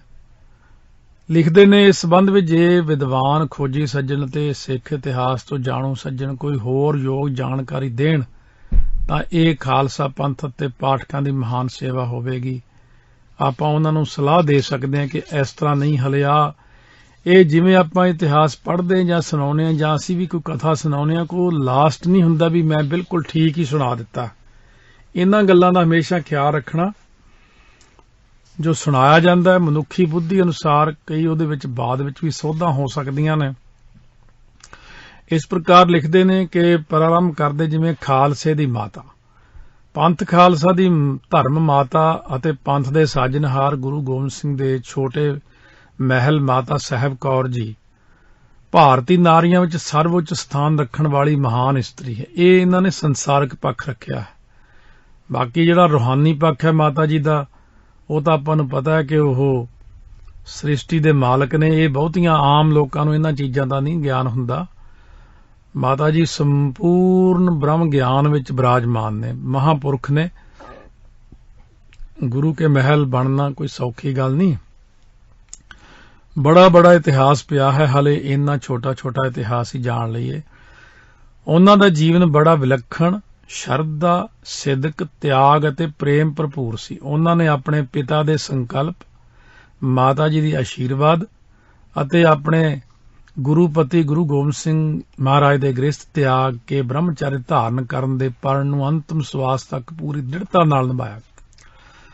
ਮਾਤਾ ਸਾਹਿਬ ਕੌਰ ਜੀ ਨੇ ਸਤਿਗੁਰੂ ਜੀ ਦੇ ਮਹਿਲਾਂ ਵਿੱਚ ਪ੍ਰਵੇਸ਼ ਕਰਨ ਬਾਅਦ ਸਾਰਾ ਜੀਵਨ ਬਾਣੀ ਪੜ੍ਹਦਿਆਂ, ਸੰਗਤ ਦੀ ਸੇਵਾ ਕਰਦਿਆਂ ਤੇ ਗੁਰੂਪਤੀ ਦੇ ਦਰਸ਼ਨ ਕਰਦਿਆਂ ਹੀ ਬਤੀਤ ਕੀਤਾ ਹੈ। ਇਸ ਕਰਕੇ ਇਤਿਹਾਸਕਾਰਾਂ ਨੇ ਉਹਨਾਂ ਨੂੰ ਕੁਆਰਾ ਡੋਲਾ ਕਰਕੇ ਵੀ ਲਿਖਿਆ। ਇਤਿਹਾਸ ਵਿੱਚ ਇਹ ਆਉਂਦਾ ਵੀ ਇਸੇ ਪ੍ਰਕਾਰ ਹੈ। ਸੋ ਡਾਕਟਰ ਤਰਲੋਚਨ ਸਿੰਘ ਨੇ ਆਪਣੀ ਪੁਸਤਕ ਦਿੱਲੀ ਦੇ ਇਤਿਹਾਸਕ ਗੁਰਦੁਆਰੇ ਵਿੱਚ ਲਿਖਿਆ ਕਿ ਮੁਗਲਾਂ ਦੇ ਸ਼ਾਹੀ ਰਿਕਾਰਡ ਵਿੱਚ ਉਹਨਾਂ ਨੂੰ ਕੁਆਰਾ ਡੋਲਾ ਹੀ ਲਿਖਿਆ। ਮਾਤਾ ਸਾਹਿਬ ਕੌਰ ਜੀ ਦਾ ਉੱਚਾ ਚਰਿੱਤਰ, ਦੁੱਖ ਸੁੱਖ ਵਿੱਚ ਮਹਾਰਾਜ ਦੇ ਨਾਲ ਰਹਿ ਕੇ ਉਹਨਾਂ ਦੀ ਸੇਵਾ ਕਰਨ ਲਈ ਬਹੁਤ ਪ੍ਰਸਿੱਧ ਨੇ। ਬੜਾ ਹੀ ਸਬਰ, ਸਿਦਕ, ਸੰਤੋਖ, ਨਿਮਰਤਾ, ਬਹੁਤ ਉੱਚ ਗੁਣ ਨੇ ਮਾਤਾ ਜੀ ਦੇ ਵਿੱਚ। ਕਿਉਂ ਖਾਲਸੇ ਦੀ ਮਾਤਾ ਮਹਾਰਾਜ ਨੇ ਐਵੇਂ ਨਹੀਂ ਬਣਾਇਆ ਉਹਨਾਂ ਨੂੰ। ਸੋ ਉਹ ਗੁਰੂ ਮਹਾਰਾਜ ਦੇ ਦਰਸ਼ਨ ਕਰਨ ਤੋਂ ਬਿਨਾਂ ਮਾਤਾ ਜੀ ਕਦੇ ਵੀ ਅੰਨ ਪਾਣੀ ਨਹੀਂ ਸੀ ਛਕਿਆ ਕਰਦੇ। ਜਿਵੇਂ ਗੁਰਪ੍ਰਤਾਪ ਸੂਰਜ ਗ੍ਰੰਥ 5ਵੀਂ ਰੁੱਤ ਵਿੱਚ ਅੰਸੂ 1 ਚ ਲਿਖਿਆ, ਦਰਸ਼ਨ ਕਰੇ ਤਾਂ ਭੋਜਨ ਪਾਵੈ, ਨਤ ਨਿਸ ਬਾਸਰ ਛੁੱਧ ਤੇ ਬਿਹਾਵੈ। ਜੇ ਦਰਸ਼ਨ ਕਰਨੇ ਮਹਾਰਾਜ 10ਵੇਂ ਪਾਤਸ਼ਾਹ ਦੇ ਤਾਂ ਭੋਜਨ ਛਕਣਾ, ਨਹੀਂ ਤਾਂ ਇਸ ਤਰ੍ਹਾਂ ਭੁੱਖਾ ਹੀ ਰਹਿਣਾ। ਕਈ ਵਾਰ ਮਹਾਰਾਜ ਤੋਂ ਨਹੀਂ ਸੀ ਜਾ ਹੁੰਦਾ ਰੁਝੇਵਿਆਂ ਕਾਰਨ ਮਾਤਾ ਸਾਹਿਬ ਕੌਰ ਦੇ ਸਥਾਨ ਤੇ, ਤਾਂ ਫਿਰ ਮਾਤਾ ਜੀ ਨੇ ਲੰਗਰ ਪਾਣੀ ਤਿਆਰ ਕਰਕੇ ਬੈਠੇ ਰਹਿਣਾ, ਉਡੀਕਣਾ। ਜੇ ਨਹੀਂ ਆਏ ਤਾਂ ਛਕਣਾ ਨਹੀਂ ਹੈ। ਇਹ ਇੱਕ ਪਰਨ ਸੀ ਮਾਤਾ ਜੀ ਦਾ। ਇਤਿਹਾਸ ਅਨੁਸਾਰ ਧੰਨ ਗੁਰੂ ਗੋਬਿੰਦ ਸਿੰਘ ਮਹਾਰਾਜ ਨੇ ਆਪਣੇ ਅੰਤਮ ਸਫ਼ਰ ਸਮੇਂ ਜਦੋਂ ਉਹਨਾਂ ਨੂੰ ਨੰਦੇੜ ਮਹਾਰਾਸ਼ਟਰ ਤੋਂ ਦਿੱਲੀ ਵਾਪਸ ਪਰਤਣ ਦਾ ਹੁਕਮ ਦਿੱਤਾ ਤਾਂ ਉਹ ਸਖਤ ਬਹੁਤ ਜ਼ਿਆਦਾ ਪਰੇਸ਼ਾਨ ਹੋਏ। ਉਹਨਾਂ ਨੇ ਵਿਛੋੜੇ ਦਾ ਦੁੱਖ ਨਾ ਸਹਾਰਦੇ ਹੱਥ ਜੋੜ ਕੇ ਨਿਮਰਤਾ ਨਾਲ ਮਹਾਰਾਜ ਨੂੰ ਬੇਨਤੀ ਕੀਤੀ। ਜਿਵੇਂ ਕਵੀ ਜੀ ਨੇ ਲਿਖਿਆ, ਤੁਮ ਬਿਨ ਮੋਰ ਅਲੰਬ ਨ ਕੋਈ, ਦੇਖ ਅਚੋਂ ਜਲ ਭੋਜਨ ਦੋਈ। ਅਲੰਬ ਹੁੰਦਾ ਆਸਰਾ, ਮਹਾਰਾਜ ਤੁਹਾਡੇ ਤੋਂ ਬਿਨਾਂ ਮੇਰਾ ਹੋਰ ਕੋਈ ਆਸਰਾ ਨਹੀਂ ਹੈ, ਮੈਂ ਤਾਂ ਦਰਸ਼ਨ ਕਰਕੇ ਜਲ ਗ੍ਰਹਿਣ ਕਰਦੀ ਹਾਂ, ਭੋਜਨ ਛਕਦੀ ਹਾਂ। ਵਿਛਰੇ ਤੇ ਦਰਸ਼ਨ ਕਿਮ ਹੋਏ, ਸਹੇ ਕਸ਼ਟ ਪ੍ਰਾਣਨ ਕੋ ਖੋਏ। ਮਹਾਰਾਜ ਵਿਛੜਿਆ ਫਿਰ ਦਰਸ਼ਨ ਨਹੀਂ ਹੋਣੇ, ਤੇ ਮੈਂ ਤਾਂ ਕੁਛ ਛਕਣਾ ਨਹੀਂ, ਫਿਰ ਇਹ ਦਰਸ਼ਨ ਨਹੀਂ ਹੋਣੇ ਤੇ ਮੈਂ ਤਾਂ ਫਿਰ ਪ੍ਰਾਣ ਆਪਣੇ ਦੇ ਦੇਣੇ ਨੇ। ਦੇਖੋ ਇੰਨਾ ਪੜ੍ਹਨ ਨਿਭਾਉਣਾ ਬਹੁਤ ਔਖਾ ਹੈ। ਕਈ ਵਾਰ ਮਹਾਰਾਜ ਨੇ ਜਾਣ ਕੇ 7 ਦਿਨ ਤੱਕ ਵੀ ਨਾ ਜਾਣਾ, ਮਾਤਾ ਜੀ ਨੇ 7 ਦਿਨ ਫਿਰ ਬਸ ਸਮਾਧੀ ਲਾ ਕੇ ਬੈਠੇ ਰਹਿਣਾ ਆਨੰਦ ਦੀ ਅਵਸਥਾ 'ਚ। ਛਕਣਾ ਉਦੋਂ ਹੀ ਆ ਜਦੋਂ ਮਹਾਰਾਜ ਨੇ ਛਕਣਾ। ਇਹ ਜਿਨ੍ਹਾਂ ਨੂੰ ਨਹੀਂ ਪਤਾ ਮਾਤਾ ਦੇ ਜੀਵਨ ਦਾ, ਉਹਨਾਂ ਵਿਚਾਰਿਆਂ ਨੂੰ ਕੀ ਪਤਾ ਹੈ। ਜਿਹੜੇ ਤਾਂ ਸਮਝਦੇ ਨੇ ਮਾਤਾਵਾਂ ਨੂੰ ਆਪਣੀਆਂ ਮਾਤਾਵਾਂ, ਉਹਨਾਂ ਦੇ ਅੰਦਰ ਤਾਂ ਸ਼ਰਧਾ ਹੈ। ਜਿਹੜੇ ਐਵੇਂ ਹੀ ਬਾਹਰੋਂ ਉਲ ਜਲੂਲ ਬੋਲੀ ਜਾਂਦੇ ਨੇ, ਉਹਨਾਂ ਨੂੰ ਨਹੀਂ ਇਹਨਾਂ ਗੱਲਾਂ ਦਾ ਗਿਆਨ ਹੁੰਦਾ। ਧੰਨ ਗੁਰੂ ਗੋਬਿੰਦ ਸਿੰਘ ਮਹਾਰਾਜ ਸੱਚੇ ਪਾਤਸ਼ਾਹ ਨੇ ਉਹਨਾਂ ਦੀਆਂ ਅੱਖਾਂ ਵਿੱਚ ਜਦੋਂ ਅਥਰੂ ਦੇਖੇ, ਹੁਣ ਦਇਆ ਵੀ ਆ ਗਈ। ਫਿਰ ਸਤਿਗੁਰਾਂ ਨੇ ਦਇਆ ਕਰਕੇ 6ਵੇਂ ਸਤਿਗੁਰਾਂ ਦੇ 5 ਸ਼ਸਤਰ ਮੰਗਾਏ, ਜੋ ਸਤਿਗੁਰੂ ਹਰਗੋਬਿੰਦ ਸਾਹਿਬ ਮਹਾਰਾਜ ਜੀ ਆਪਣੇ ਸਰੀਰ ਉੱਤੇ ਸਜਾ ਕੇ ਸ੍ਰੀ ਅਕਾਲ ਤਖ਼ਤ ਸਾਹਿਬ ਤੇ ਸੁਭਾਇਮਾਨ ਹੁੰਦੇ ਸਨ। ਇਹਨਾਂ ਵਿੱਚ ਇੱਕ ਖੰਜਰ ਤਾਂ 2 ਜਮਧਰ ਸੀਗੀਆਂ, ਇੱਕ ਕਿਰਪਾਨ ਸੀ ਅਤੇ ਇੱਕ ਖੰਡਾ। ਇਹ 5 ਸ਼ਸਤਰ ਆਪਣੇ ਮਹਿਲ ਮਾਤਾ ਸਾਹਿਬ ਕੌਰ ਨੂੰ ਸੌਂਪ ਕੇ ਬਚਨ ਕੀਤਾ ਕਿ ਇਹਨਾਂ ਸ਼ਸਤਰਾਂ ਦੇ ਦਰਸ਼ਨ ਹੀ ਸਾਡਾ ਦਰਸ਼ਨ ਹੋਵੇਗਾ। ਉਹਨਾਂ ਸ਼ਸਤਰ ਸੰਭਾਲ ਕੇ ਪਤੀ ਗੁਰੂ ਦੇ ਹੁਕਮ ਅੱਗੇ ਸਿਰ ਝੁਕਾਤਾ ਅਤੇ ਵਿਰਾਗ ਭਰੇ ਦਿਲ ਨਾਲ ਦਿੱਲੀ ਨੂੰ ਰਵਾਨਾ ਹੋ ਗਏ। ਦਿੱਲੀ ਪਹੁੰਚ ਕੇ ਕਰਮਸ਼ੀਲ ਮਾਤਾ ਸਾਹਿਬ ਕੌਰ ਜੀ ਨੇ ਪਤੀ ਵਿਛੋੜੇ ਦਾ ਰਹਿੰਦਾ ਜੀਵਨ ਇਹਨਾਂ ਸ਼ਸਤਰਾਂ ਦੇ ਦਰਸ਼ਨ ਅਤੇ ਸੰਗਤਾਂ ਦੇ ਲੰਗਰ ਦੀ ਸੇਵਾ ਵਿੱਚ ਨਿਭਾਇਆ। ਉਹ ਰੋਜ਼ਾਨਾ ਅੰਮ੍ਰਿਤ ਵੇਲੇ ਉੱਠ ਕੇ ਇਸ਼ਨਾਨ ਕਰਕੇ ਬਾਣੀ ਦਾ ਨਿਤਨੇਮ ਕਰਕੇ ਫਿਰ ਜਲ ਪਾਣੀ ਛਕਿਆ ਕਰਦੇ ਸੀ। ਪਹਿਲਾਂ ਕੀ ਕਰਨਾ, ਪੁਸ਼ਪ ਧੂਲ ਚੰਦਨ ਚਰਚਾਵੈ, ਦਰਸ਼ਨ ਕਰ ਭੋਜਨ ਕੋ ਪਾਵੈ। ਪਹਿਲਾਂ ਫੁੱਲ, ਇਸੇ ਪ੍ਰਕਾਰ ਚੰਦਨ ਛਿੜਕਣਾ, ਸ਼ਾਸਤਰਾਂ ਦੇ ਦਰਸ਼ਨ ਕਰਨੇ। ਮਹਾਰਾਜ ਨੇ ਇਹ ਬਚਨ ਕੀਤਾ ਸੀ, ਕਈ ਚੀਜ਼ਾਂ ਨਹੀਂ ਵੀ ਇਤਿਹਾਸਕਾਰ ਲਿਖਦੇ। ਮਹਾਰਾਜ ਨੇ ਜਿਹੜਾ ਬਚਨ ਸੂਰਜ ਪ੍ਰਕਾਸ਼ ਗ੍ਰੰਥ 'ਚ ਕਥਾ ਕਰਦੇ ਆਇਆ ਹੈ, ਗੁਰਾਂ ਨੇ ਬਚਨ ਕੀਤਾ ਸ਼ਸਤਰਾਂ ਦਾ ਇਸ਼ਨਾਨ ਕਰਾਉਣਾ, ਫੁੱਲ ਮਾਲਾਵਾਂ ਪਹਿਨਾਉਣੀਆਂ, ਪਲੰਘ ਦੇ ਉੱਤੇ ਸਜਾਉਣਾ 6ਵੇਂ ਪਾਤਸ਼ਾਹ ਸ਼ਸਤਰਾਂ ਨੂੰ, ਕੋਲ ਖੜ ਕੇ ਜਪਜੀ ਸਾਹਿਬ ਦਾ ਪਾਠ ਬੜੇ ਪਿਆਰ ਨਾਲ ਕਰਨਾ। ਜਦੋਂ ਤੁਸੀਂ ਆਓਗੇ ਇੱਥੇ ਪੰਗਤੀਆਂ ਤੇ, ਜਿਨੀ ਨਾਮ ਧਿਆਇਆ ਗਏ ਮਸਕਤ ਕਾਲ, ਨਾਨਕ ਤੇ ਮੁਖ ਉਜਲੇ ਕੀਤੀ ਛੁੱਟੀ, ਨਾਲ ਕਹਿ ਕੇ ਸੀਸ ਝੁਕਾਓਗੇ, ਸ਼ਸਤਰਾਂ ਵੱਲ ਦੇਖਿਓ, ਅਸੀਂ ਵਿੱਚ ਸਾਖਸ਼ਾਤ ਦਰਸ਼ਨ ਦੇਵਾਂਗੇ। ਸੋ ਸਤਿਗੁਰਾਂ ਨੇ ਆਪਣਾ ਬਚਨ ਪੂਰਾ ਕੀਤਾ। ਦਰਸ਼ਨ ਕਰਕੇ ਮਾਤਾ ਜੀ ਪ੍ਰਸ਼ਾਦਾ ਛਕਿਆ ਕਰਦੇ ਸੀ। ਇਹ ਵੀ ਬਚਨ ਹੋ ਗਿਆ ਵੀ ਜੇ ਸ਼ਾਮ ਨੂੰ ਵੀ ਜੀ ਕਰੇ ਨਾ ਤੇ ਰਹਿ ਰਾਸ ਤੋਂ ਬਾਅਦ ਫਿਰ ਸਿਰ ਝੁਕਾਉਣਾ, ਫਿਰ ਦਰਸ਼ਨ ਹੋਣਗੇ। 40 ਸਾਲ ਬਾਅਦ ਤੱਕ ਬਾਬਾ ਗੁਰਬਖਸ਼ ਸਿੰਘ ਰਾਮ ਕੌਰ ਵੀ ਇਸੇ ਪ੍ਰਕਾਰ ਰਹੇ 10ਵੇਂ ਪਾਤਸ਼ਾਹ ਤੋਂ ਬਾਅਦ। ਉਹਨਾਂ ਨੂੰ ਵੀ ਇਹੀ ਬਚਨ ਹੋਇਆ ਸੀ ਕਿ ਜੰਗਲ ਵਿੱਚ ਜਾ ਕੇ ਜੋੜਾ ਉਤਾਰ ਕੇ ਫਿਰ ਖੜੇ ਹੋ ਜਾ ਕਰਿਓ, ਹੱਥ ਜੋੜ ਕੇ ਅਸੀਂ ਸਾਖਸ਼ਾਤ ਇੱਕ ਵਾਰ ਜ਼ਰੂਰ ਦਰਸ਼ਨ ਦੇਵਾਂਗੇ। ਭਾਈ ਵੀਰ ਸਿੰਘ ਲਿਖਤਾਂ ਅਨੁਸਾਰ 500 ਸਾਖੀ 'ਚ ਲਿਖਿਆ ਕਿ ਦਸ਼ਮੇਸ਼ ਦੇ ਤੀਸਰੇ ਮਹਿਲ ਮਾਤਾ ਸਾਹਿਬ ਕੌਰ ਜੀ ਮਾਪਿਆਂ ਦੇ ਕੀਤੇ ਹੋਏ ਪਰਨ ਕਰਕੇ ਆਏ ਸਨ। ਉਹਨਾਂ ਨੂੰ ਸਤਿਗੁਰੂ ਨੇ ਜੀਵਨ ਭਰ ਕੁਆਰੇ ਰਹਿਣ ਦਾ ਪਰਨ ਲੈਣ ਉਪਰੰਤ ਮਹਿਲਾਂ 'ਚ ਪ੍ਰਵੇਸ਼ ਕਰਾਇਆ ਸੀ। ਉਹ ਸੇਵਾ ਸਿਮਰਨ ਤੇ ਸੀਲ ਸੰਜਮ ਵਾਲੀ ਆਤਮਾ ਹੋਣ ਕਰਕੇ ਪੰਥ ਦੀ ਮਾਤਾ ਥਾਪੇ ਗਏ। ਉਹਨਾਂ ਦਾ ਅਕਾਲ ਚਲਾਣਾ ਦਿੱਲੀ 'ਚ ਹੋਇਆ। ਅੰਤਮ ਯਾਦਗਾਰ ਦਿੱਲੀ ਵਿੱਚ ਹੈ, ਜਿੱਥੇ ਸਿੱਖ ਸ਼ਰਧਾ ਨਾਲ ਸੀਸ ਝੁਕਾਉਂਦੇ ਨੇ। ਗੁਰਦੁਆਰਾ ਬਾਲਾ ਸਾਹਿਬ, ਜਿਹੜੇ ਸਿੱਖਾਂ ਨੇ ਦਰਸ਼ਨ ਨਹੀਂ ਕੀਤੇ, ਇਸੇ ਕਰਕੇ ਤੁਹਾਨੂੰ ਭੁਲੇਖੇ ਪੈ ਜਾਂਦੇ। ਸ੍ਰੀ ਅਨੰਦਪੁਰ ਸਾਹਿਬ ਜਦੋਂ ਜਾਣਾ, ਅਗੰਮਪੁਰਾ ਜਿੱਥੇ ਹੈ ਭਾਈ ਨੰਦ ਲਾਲ ਜੀ ਦਾ ਵੀ ਸਥਾਨ ਹੈ, ਉਹ ਉਸ ਪਾਸੇ ਰੇਲਵੇ ਲਾਈਨ ਪਾਰ ਕਰਕੇ ਪਰੇ ਨੰਗਲ ਵਾਲੀ ਸੜਕ ਤੇ ਅੱਗੇ ਜਾ ਕੇ ਫਾਟਕ ਆਊਗਾ ਖੱਬੇ ਪਾਸੇ, ਉਹ ਪਾਰ ਕਰਕੇ ਉਹ ਸਾਰਾ ਪਿੰਡ ਲੰਘ ਕੇ ਅਗਲੇ ਪਾਸੇ ਉੱਥੇ ਮਾਤਾ ਜੀਤ ਕੌਰ ਜੀ ਦਾ ਅੰਗੀਠਾ ਸਾਹਿਬ ਬਣਿਆ ਹੋਇਆ ਸਥਾਨ। ਤੇ ਇਹ ਦੋਨਾਂ ਮਾਤਾਵਾਂ ਦੇ ਜਿਹੜੇ ਹੈਗੇ ਨੇ ਅੰਗੀਠੇ ਸਾਹਿਬ, ਬਾਲਾ ਸਾਹਿਬ ਜਿੱਥੇ 8ਵੇਂ ਪਾਤਸ਼ਾਹ ਦਾ ਅੰਗੀਠਾ ਸਾਹਿਬ ਹੈ, ਬਾਹਰ ਸੱਜੇ ਹੱਥ ਮਾਤਾ ਸਾਹਿਬ ਕੌਰ ਜੀ ਦਾ ਅੰਗੀਠਾ ਸਾਹਿਬ ਹੈ, ਤੇ ਸੱਜੇ ਹੱਥ ਅੱਗੇ ਇੱਕ ਸੁੰਦਰ ਕਮਰਾ ਬਣਿਆ ਹੋਇਆ ਮਾਤਾ ਸੁੰਦਰ ਕੌਰ ਜੀ ਦਾ जिथे संस्कार होया सी उस स्थान ते दर्शन करदे हैं संगतां, क्योंकि आम तौर ते कोई ज्यादा दिल्ली विच जाके घुमदा नहीं, सीधा जहाज चढ़े ते अगे इधर आ गए, इथों उतरे 9वें पातशाह दे स्थान ते शीशगंज साहब, रकाबगंज साहब, बाला साहब। बाला साहब लोकी घट जाते ने संगत दर्शन करन, पर एक कोशिश करो दर्शन जरूर करो।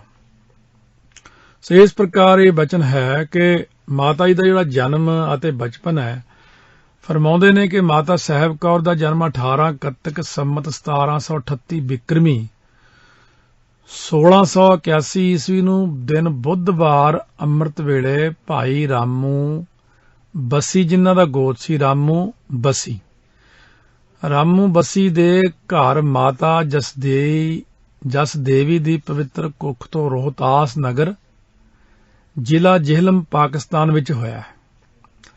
उन्हां दा नां सतगुरु दी संगत विच साहिब देवी पहला रखिया गया सी, जो अमृत छक के गुरु के महल बनन समय माता साहिब कौर जी का खिताब जिन्हां नूं मिलिया है।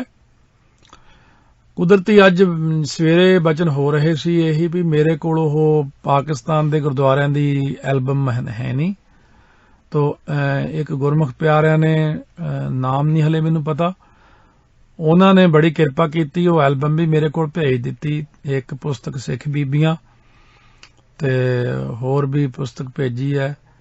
मैं उन्हां दा बहुत धन्नवादी हाँ गुरमुखां दा। इस प्रकार जे माता अजीत कौर दा समुच्चा जीवन किसी कोल होवे तां जरूर भेजो, आपां श्रवण करिए। बाकी माता साहिब कौर जां वो एल्बम जिहड़ी है, मैं कोशिश तो की सी कि इहनूं इंटरनेट ते पा दईए, सारी संगत देख सके, पर कई बार सोचते हैं परमिशन नहीं लई उन्हां तो पाकिस्तान जिहड़े जे लखारी ने, फिर एवें इतराज ना करन। हाँ, असीं रेडियो अमृत बाणी ते ओह एल्बम सारी रखांगे। अगर कोई लंघदा वड़दा पाकिस्तान दे सारे गुरुद्वारे दी की हालात ने, उत्थे किवें ओह दर्शन करना चाहे, तां असीं इत्थे एल्बम इत्थे रख देणी आ। ਜਿਹੜਾ भी आउंदा जांदा कोई भी माता साहिब कौर ਦਾ ਸਥਾਨ ਵੀ ਹੋਰ ਸਾਰੇ ਸਥਾਨਾਂ ਦੇ ਦਰਸ਼ਨ ਕਰ ਸਕਦੇ ਨੇ। ਉਹ ਆਪਾਂ ਉੱਥੋਂ ਪੁਸਤਕਾਂ ਹੋਰ ਵੀ ਮੰਗਵਾ ਸਕਦੇ ਹਾਂ, ਪ੍ਰੇਮੀਆਂ ਨੂੰ ਪੁੱਛ ਲਾਂ ਕਿਵੇਂ ਆ ਸਕਦੀਆਂ ਨੇ।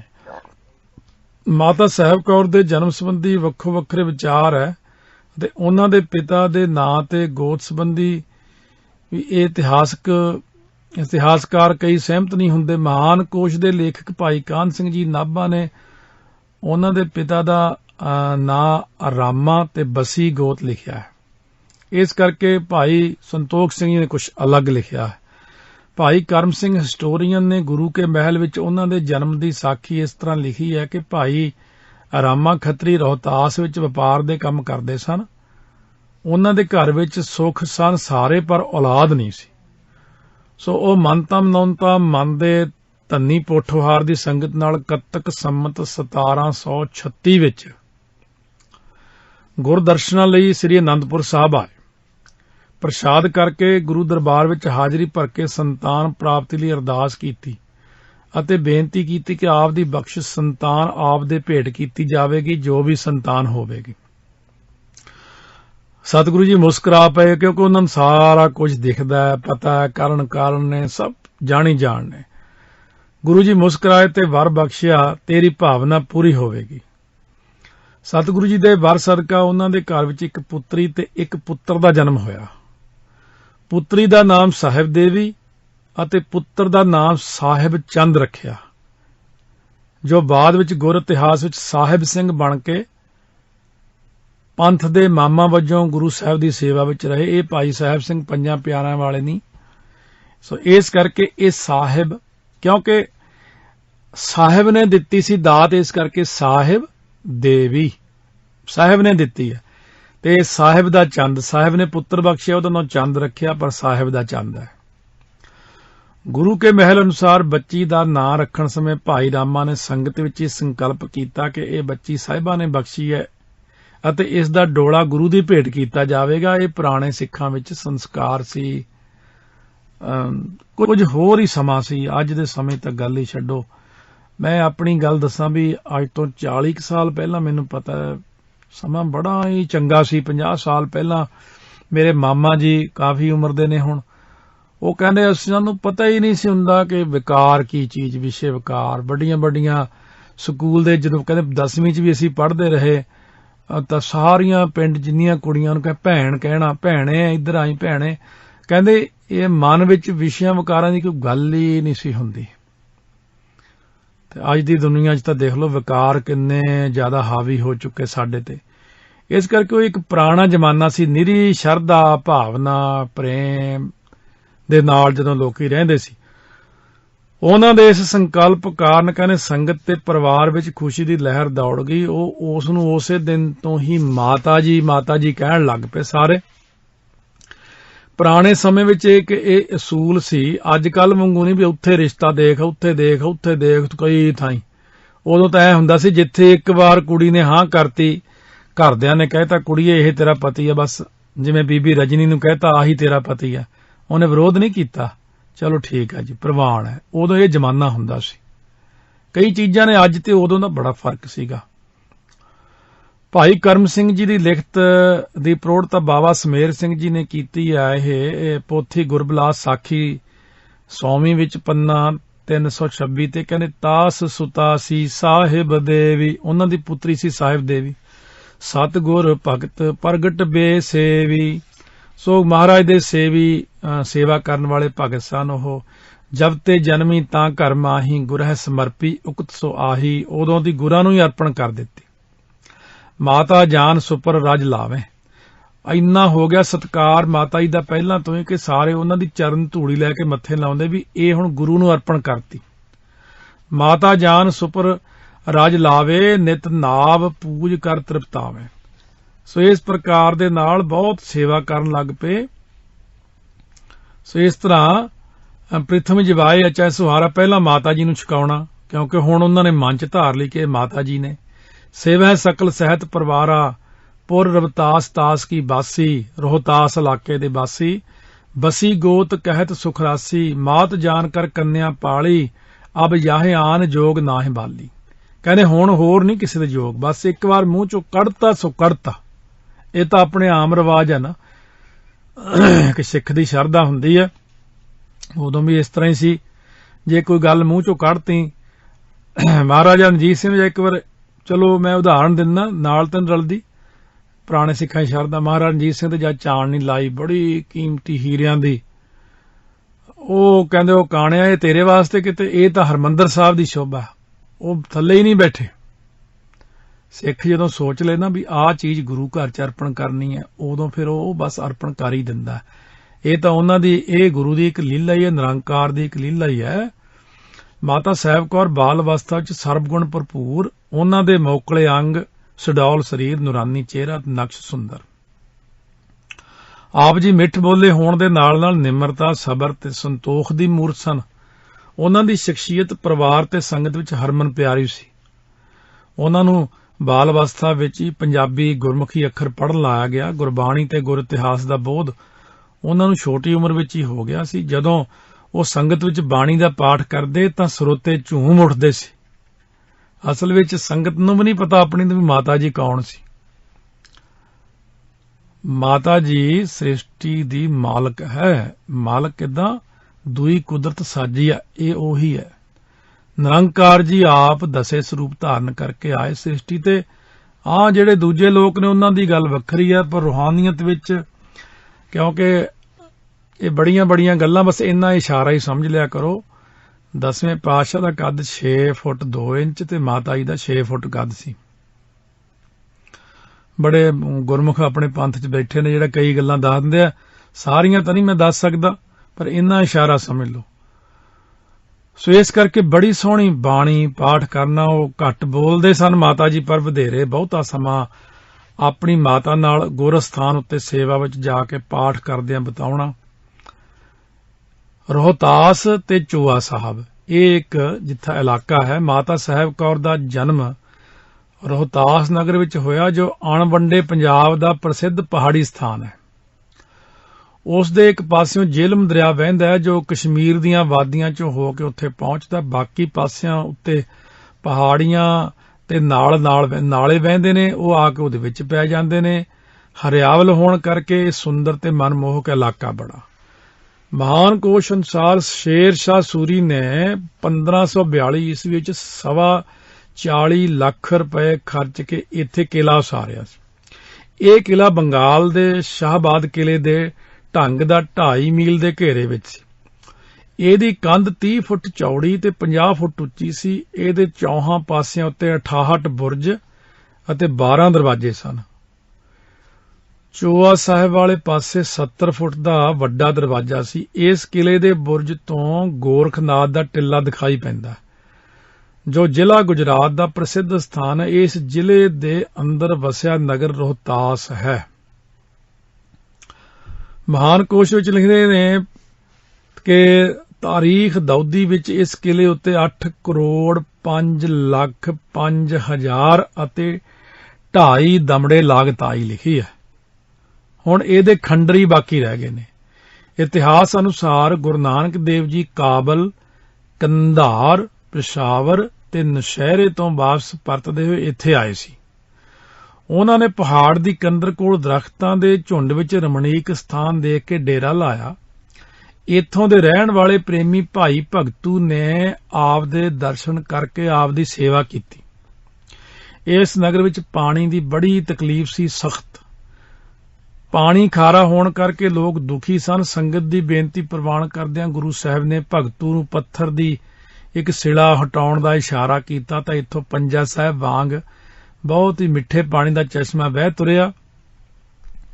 ਇਹ ਚਸ਼ਮੇ ਦਾ ਨਾਂ ਚੋਆ ਸਾਹਿਬ ਪ੍ਰਸਿੱਧ ਹੋਇਆ।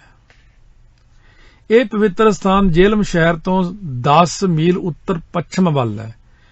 ਦੇਸ਼ ਦੀ ਵੰਡ ਤੋਂ ਪਹਿਲਾਂ ਇੱਥੇ ਕੱਤਕ ਪੁੰਨਿਆਂ ਦਾ ਭਾਰੀ ਮੇਲਾ ਲੱਗਿਆ ਕਰਦਾ ਸੀ।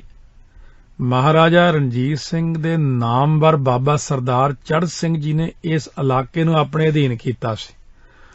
ਉਹਨਾਂ ਨੇ ਇਸ ਚਸ਼ਮੇ ਦੀ ਪਵਿੱਤਰਤਾ ਨੂੰ ਅਨੁਭਵ ਕਰਕੇ ਪੱਕਾ ਸਰੋਵਰ ਤੇ ਸੁੰਦਰ ਗੁਰਦੁਆਰਾ ਸਾਹਿਬ ਬਣਵਾਇਆ ਸੀ।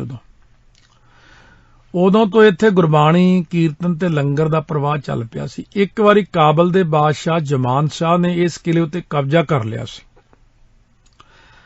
ਪਰ ਮਹਾਰਾਜਾ ਰਣਜੀਤ ਸਿੰਘ ਨੇ ਇਹ ਕਬਜ਼ਾ ਛਡਵਾ ਕੇ ਗੁਰਦੁਆਰਾ ਸਾਹਿਬ ਨਾਲ 27 ਘੁਮਾਨ ਜ਼ਮੀਨ ਅਤੇ 2060 ਰੁਪਏ ਸਾਲਾਨਾ ਜਗੀਰ ਲਾਤੀ। ਇਸ ਆਮਦਨ ਨਾਲ ਹੀ ਅਟੁੱਟ ਲੰਗਰ ਚੱਲਦਾ ਸੀ। ਅੰਗਰੇਜ਼ੀ ਰਾਜ ਤੱਕ ਇਹ ਜ਼ਮੀਨ ਤੇ ਜਗੀਰ ਗੁਰਦੁਆਰੇ ਦੇ ਨਾਮ ਹੀ ਨਾਲ ਰਹੀ ਹੈ। ਮਹਾਰਾਜਾ ਰਣਜੀਤ ਸਿੰਘ ਸਮੇਂ-ਸਮੇਂ ਇੱਥੇ ਆ ਕੇ ਠਹਿਰਦੇ ਹੁੰਦੇ ਸੀ। ਜਦ ਉਹ 15 ਮਈ 1831 ਵਿੱਚ ਬਿਮਾਰ ਹੋਏ ਤਾਂ ਉਹਨਾਂ ਨੇ ਇੱਥੇ ਰਹਿ ਕੇ ਡਾਕਟਰ ਫੂਟ ਸਰਜਨ ਤੋਂ ਇਲਾਜ ਵੀ ਕਰਵਾਇਆ। ਇਹ ਇੱਕ ਨਿੰਗਮ ਹਿਸਟਰੀ ਆਫ ਦੀ ਸਿਕਸ 411 ਪੰਨੇ ਤੇ ਉਹਨਾਂ ਨੇ ਵੀ ਲਿਖਿਆ। ਗੁਰੂ ਤਵਾਰੀਖ ਖਾਲਸਾ ਵਿੱਚ 656 ਅੰਕ ਤੇ ਲਿਖਿਆ ਹੋਇਆ ਹੈ ਪੰਨੇ ਤੇ ਕਿ 1823 ਵਿੱਚ ਇਲਾਕਾ ਪਖਲੀ ਤੇ ਤਮਤੋੜ ਜ਼ਿਲ੍ਹਾ ਹਜ਼ਾਰਾ ਸੂਬਾ ਸਰਹੱਦ ਪਾਕਿਸਤਾਨ ਦੇ ਪਠਾਣਾਂ ਨੇ ਸਿੱਖ ਰਾਜ ਵਿਰੁੱਧ ਬਗਾਵਤ ਕੀਤੀ ਤਾਂ ਉਹਨਾਂ ਨੂੰ ਸੋਧਣ ਲਈ ਇੱਥੋਂ ਹੀ ਮਹਾਰਾਜਾ ਸਾਹਿਬ ਨੇ ਆਪਣੇ ਭਰੋਸੇਯੋਗ ਜਰਨੈਲ ਹਰੀ ਸਿੰਘ ਨਲੂਆ ਨੂੰ ਭੇਜਿਆ ਸੀ ਅਤੇ ਇੱਥੇ ਹੀ ਪੱਛਮੀ ਫੌਜਾਂ ਨੂੰ ਇਨਾਮ ਵੰਡੇ ਸੀ। ਇੱਥੋਂ ਹੀ ਚੜ੍ਹਾਈ ਕਰਕੇ ਪਿਸ਼ਾਵਰ ਵਾਲੇ ਯਾਰ ਮੁਹੰਮਦ ਖਾਨ ਬਾਰਜ਼ਈ ਨੂੰ ਸਰ ਕਰਕੇ ਪਿਸ਼ਾਵਰ ਦਾ ਇਲਾਕਾ ਖਾਲਸਾ ਰਾਜ ਵਿੱਚ ਸ਼ਾਮਲ ਕੀਤਾ ਸੀ। ਜਦੋਂ ਸਿੱਖ ਰਾਜ ਦੇ ਜਰਨੈਲ ਸਰਦਾਰ ਹਰੀ ਸਿੰਘ ਨਲੂਆ ਜਮਰੌਦ ਵਿੱਚ ਸ਼ਹੀਦ ਹੋਏ, ਉਦੋਂ ਮਹਾਰਾਜਾ ਰਣਜੀਤ ਸਿੰਘ ਲਾਹੌਰੋਂ ਫੌਜ ਲੈ ਕੇ ਕਾਬਲ ਵੱਲ ਵਧਦਿਆਂ ਰੋਹਤਾਸ ਠਹਿਰੇ। ਉਹਨਾਂ ਨੇ ਇੱਥੋਂ ਜੰਗੀ ਹਾਲਤ ਦਾ ਜਾਇਜ਼ਾ ਲੈ ਕੇ ਪੂਰੀ ਸਾਵਧਾਨੀ ਨਾਲ ਕੂਚ ਕੀਤਾ। ਇਹ ਸਥਾਨ ਗੁਰੂ ਗੋਬਿੰਦ ਸਿੰਘ ਦੇ ਸਮੇਂ ਪੋਠੋਹਾਰ ਦਾ ਗੜ੍ਹ ਸੀ ਤੇ ਇੱਥੋਂ ਦੀਆਂ ਸੰਗਤਾਂ ਆਨੰਦਪੁਰ ਸਾਹਿਬ ਕਾਰ ਭੇਟਾ ਪਹੁੰਚਾਉਂਦੀਆਂ ਹੁੰਦੀਆਂ ਸੀ। ਭਾਈ ਭਗਵਾਨ ਸਿੰਘ ਜੀ ਜੋ ਸ੍ਰੀ ਗੁਰੂ ਗੋਬਿੰਦ ਸਿੰਘ ਦੇ ਖਜ਼ਾਨਚੀ ਸਨ, ਇੱਥੋਂ ਦੇ ਹੀ ਰਹਿਣ ਵਾਲੇ ਸੀ ਉਹ, ਅਤੇ ਭਾਈ ਵਿਸਾਖਾ ਸਿੰਘ ਜੀ ਇਹਨਾਂ ਦੇ ਸੁਪੁੱਤਰ ਹੋਏ ਨੇ। ਇਸ ਪ੍ਰਕਾਰ ਫਰਮਾਉਂਦੇ ਨੇ ਕੁਆਰਾ ਡੋਲਾ। ਮਾਤਾ ਸਾਹਿਬ ਕੌਰ ਦੀ ਉਮਰ 17 ਸਾਲ ਤੋਂ ਟੱਪੀ ਤਾਂ ਮਾਤਾ ਜੀ ਨੂੰ ਉਸ ਦੀ ਸ਼ਾਦੀ ਦਾ ਫਿਕਰ ਹੋਇਆ। ਭਾਈ ਰਾਮੋ ਨੂੰ ਆਪਣੇ ਸੰਕਲਪ ਬਾਰੇ ਸ਼ੱਕ ਹੋਣ ਲੱਗਾ ਕਿ ਗੁਰੂ ਸਾਹਿਬ ਦਾ ਤਾਂ ਆਨੰਦ ਕਾਰਜ ਹੋ ਚੁੱਕਿਆ, ਇਸ ਲਈ ਉਹਨਾਂ ਦੀ ਜਿਹੜੀ ਬੇਟੀ ਨੂੰ ਕਿਵੇਂ ਉਹ ਕਬੂਲ ਕਰਨਗੇ ਗੁਰੂ ਸਾਹਿਬ। ਇਹ ਸੋਚ ਕੇ ਉਹਨਾਂ ਸਾਹਿਬਦੇਵਾਂ ਦਾ ਰਿਸ਼ਤਾ ਹੋਰ ਥਾਂ ਕਰਨ ਦੀ ਵਿਚਾਰ ਬਣਾਈ। ਗੁਰੂ ਖਾਲਸਾ ਤਵਾਰੀਖ ਹਿੰਦੀ ਅਨੁਸਾਰ ਜਦ ਬੀਬੀ ਨੇ ਆਪਣੇ ਰਿਸ਼ਤੇ ਬਾਰੇ ਮਾਤਾ ਪਿਤਾ ਦੀ ਕੁਸਰ-ਮੁਸਰ ਸੁਣੀ ਤਾਂ ਉਹਨਾਂ ਨੂੰ ਕੀਤਾ ਸੰਕਲਪ ਯਾਦ ਕਰਵਾ ਕੇ ਰੋਕਿਆ ਤੇ ਕਿਹਾ ਕਿ ਉਹਨਾਂ ਦੇ ਪੂਰਬਲੇ ਕਰਮ ਸੰਜੋਗ ਸਤਿਗੁਰੂ ਨਾਲ ਜੁੜੇ ਹੋਏ ਨੇ ਇਹ ਦੇਖੋ ਮਾਤਾ ਜੀ ਅੰਤਰਜਾਮੀ ਨੇ, ਸਭ ਜਾਣਦੇ ਨੇ ਅਤੇ ਉਹਨਾਂ ਦਾ ਤਨ ਮਨ ਅਰਪਿਆ ਜਾ ਚੁੱਕਾ ਹੈ। ਇਸ ਲਈ ਹੁਣ ਉਹਨਾਂ ਤੋਂ ਬਿਨਾਂ ਹੋਰ ਕਿਸੇ ਦੀ ਦਾਸੀ ਬਣਨਾ ਸਵੀਕਾਰ ਨਹੀਂ ਹੋ ਸਕਦਾ। ਭਾਈ ਰਾਮੂ ਆਪਣੀ ਸਪੁੱਤਰੀ ਦੇ ਮੂੰਹੋਂ ਇਹ ਸੁਣ ਕੇ ਖੁਸ਼ ਤਾਂ ਬਹੁਤ ਹੋਏ, ਪਰ ਆਪਣੀ ਪੋਜੀਸ਼ਨ ਤੇ ਗੁਰੂ ਜੀ ਦੀ ਮਹੱਤਤਾ ਨੂੰ ਮੁੱਖ ਰੱਖ ਕੇ ਝਿਜਕ ਕੇ ਸੋਚੀ ਪੈ ਗਏ ਕਿ ਅਸੀਂ ਗੁਰੂ ਜੀ ਦੇ ਘਰ ਕਬੂਲ ਵੀ ਹੋ ਸਕਾਂਗੇ। ਇਸ ਉਲਝਣ ਨੂੰ ਸੁਲਝਾਉਣ ਲਈ ਉਹਨਾਂ ਨੇ ਸੰਗਤ ਇਕੱਤਰ ਕਰਕੇ ਸਾਰਾ ਮਾਮਲਾ ਸੰਗਤ 'ਚ ਪੇਸ਼ ਕਰ ਦਿੱਤਾ। ਉਦੋਂ ਸੰਗਤ ਨੂੰ ਵੱਡੀ ਮੰਨ ਕੇ ਕੋਈ ਮਸਲਾ ਹੁੰਦਾ ਸੰਗਤ ਵਿੱਚ ਪੇਸ਼ ਕਰਦੇ ਹੁੰਦੇ ਸੀ। ਤੁਹਾਡੇ ਖਿਆਲ 'ਚ ਕੀ ਵੀ ਬਿਨਾਂ ਸੰਗਤ ਦੀ ਸਲਾਹ ਤੋਂ ਹੀ ਕੁਝ ਹੋਇਆ ਜਿਹੜੇ ਅੱਜ ਕੱਲ੍ਹ ਰੌਲਾ ਪਾਉਂਦੇ ਨੇ? ਸੰਗਤ ਨੇ ਅਰਦਾਸਾ ਸੋਧ ਕੇ ਪ੍ਰਵਾਨਗੀ ਦੇ ਦਿੱਤੀ ਕਿ ਬੀਬੀ ਦਾ ਧੁਰੋਂ ਹੋਇਆ ਸੰਜੋਗ ਅਕਾਲ ਪੁਰਖ ਸਿਰੇ ਲਾਏਗਾ। ਸੰਗਤ ਨੇ ਬਚਨ ਕਰਤਾ। ਭਾਈ ਰਾਮੂ ਨੇ ਸੰਗਤ ਨੂੰ ਅਪੀਲ ਕੀਤੀ ਕਿ ਉਹਨਾਂ ਦੀ ਧੀ ਦਾ ਡੋਲਾ ਗੁਰੂ ਦੇ ਅਰਪਣ ਕਰਨ ਲਈ ਸੰਗਤ ਆਪ ਨਾਲ ਜਾਵੇ। ਨਗਰ ਦੀ ਸੰਗਤ ਨੇ ਭਾਈ ਰਾਮੂ ਦੀ ਬੇਨਤੀ ਮੰਨ ਲਈ ਅਤੇ ਸ੍ਰੀ ਅਨੰਦਪੁਰ ਸਾਹਿਬ ਦੀ ਤਿਆਰੀ ਆਰੰਭ ਕਰ ਦਿੱਤੀ। ਅਨੰਦਪੁਰ ਸਾਹਿਬ ਦੀ ਯਾਤਰਾ ਲਈ ਇੱਕ ਦਿਨ ਨਿਸ਼ਚਿਤ ਕਰਕੇ ਪੋਠੋਹਾਰ ਦੇ ਇਲਾਕੇ ਦੀਆਂ ਸੰਗਤਾਂ ਨੂੰ ਸੁਨੇਹੇ ਭੇਜ ਦਿੱਤੇ ਗਏ। ਚੋਆ ਸਾਹਿਬ ਉੱਤੇ ਸਭ ਸੰਗਤਾਂ ਇਕੱਤਰ ਹੋਈਆਂ ਤੇ ਅਰਦਾਸ ਕਰਕੇ ਅਨੰਦਪੁਰ ਸਾਹਿਬ ਵੱਲ ਚਾਲੇ ਪਾਤੇ। ਭਾਈ ਰਾਮੂ ਨੇ ਬੀਬੀ ਨੂੰ ਨਵੇਂ ਵਸਤਰ ਪਵਾਏ ਅਤੇ ਵਿਆਹ ਦੇ ਹੋਰ ਵਸਤਰ, ਜੇਵਰ, ਕੀਮਤੀ ਜੋੜੇ ਤੇ ਹਾਰ ਨਾਲ ਲੈ ਲਏ। ਭਾਰੀ ਪੈਂਡਾ ਪੈਦਲ ਕੱਟ ਕੇ ਸੰਗਤਾਂ ਸਣੇ ਡੋਲੇ ਸ੍ਰੀ ਅਨੰਦਪੁਰ ਸਾਹਿਬ ਪਹੁੰਚ ਗਈਆਂ, ਜਿੱਥੇ ਸੰਗਤਾਂ ਦਾ ਡੇਰੇ ਦੇ ਇੱਕ ਪਾਸੇ ਪ੍ਰਬੰਧ ਕੀਤਾ ਗਿਆ ਸਾਰਾ। ਭਾਈ ਰਾਮੂ ਅਤੇ ਗੁਰੂ ਦੇ ਖਜ਼ਾਨਚੀ ਭਾਈ ਭਗਵਾਨ ਸਿੰਘ ਨੇ ਗੁਰੂ ਜੀ ਦੇ ਮੁਖੀ ਸਿੱਖ ਭਾਈ ਮਨੀ ਸਿੰਘ ਨੂੰ ਸਾਰੀ ਵਾਰਤਾ ਸੁਣਾਈ ਅਤੇ ਸੰਗਤ ਦਾ ਸੋਧਿਆ ਅਰਦਾਸਾ ਦੱਸ ਕੇ ਉਹਨਾਂ ਨੂੰ ਭਰੋਸੇ ਵਿੱਚ ਪਹਿਲਾਂ ਲਿਆ ਵੀ ਆਹ ਬਚਨ ਹੈ, ਅਤੇ ਉਹਨਾਂ ਰਾਹੀਂ ਡੋਲਾ ਗੁਰੂ ਦੇ ਭੇਟ ਚੜਾਉਣ ਦੀ ਵਿਉਂਤ ਬਣਾਈ। ਸਵੇਰ ਦੇ ਦੀਵਾਨ ਵਿੱਚ ਗੁਰੂ ਗੋਬਿੰਦ ਸਿੰਘ ਜੀ ਬਿਰਾਜਮਾਨ ਹੋਏ ਤੇ ਦੂਰੋਂ ਨੇੜਿਓਂ ਆਈਆਂ ਸੰਗਤਾਂ ਸੱਜ ਗਈਆਂ। ਬਾਣੀ ਦੇ ਪਾਠ ਅਤੇ ਆਸਾ ਦੀ ਵਾਰ ਦੇ ਕੀਰਤਨ ਦੇ ਤੇ ਅਰਦਾਸ ਉਪਰੰਤ ਭਾਈ ਰਾਮੂ ਗਲ ਵਿੱਚ ਪੱਲਾ ਪਾ ਕੇ ਖੜੇ ਹੋ ਗਏ।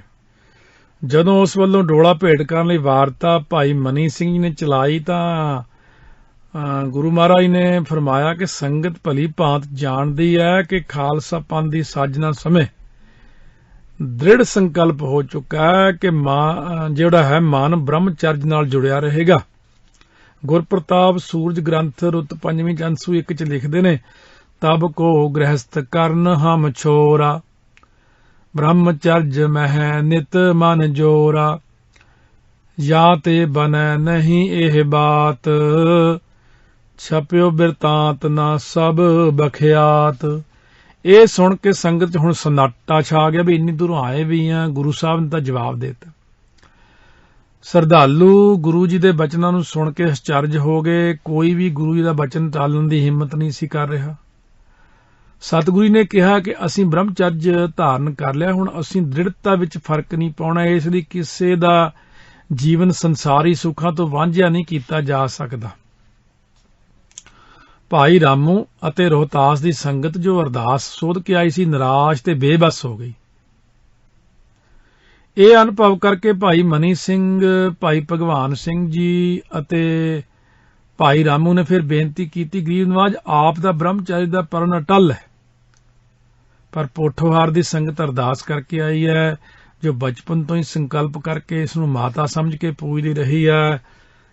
ਆਪ ਸੰਗਤ ਦੀ ਅਰਦਾਸ ਦੀ ਲਾਜ ਰੱਖ ਕੇ ਇਸ ਬੱਚੀ ਨੂੰ ਸ਼ਰਨ ਵਿੱਚ ਲਓ ਮਹਾਰਾਜ। ਜੇਕਰ ਆਪ ਇਹ ਡੋਲਾ ਪ੍ਰਵਾਨ ਨਹੀਂ ਕਰੋਗੇ ਤਾਂ ਇਸ ਨਿਮਾਣੀ ਨੂੰ ਹੁਣ ਹੋਰ ਕੋਈ ਨਹੀਂ ਪਰਨਾਏਗਾ ਅਤੇ ਇਹ ਸਾਰੀ ਉਮਰ ਕੁਆਰੀ ਹੀ ਰਹੇਗੀ। ਉਸ ਦੇ ਪਿਤਾ ਨੇ ਕਿਹਾ, ਜਬ ਤੇ ਮੈਂ ਔਰ ਮੈਂ ਇਮ ਧਰੀ।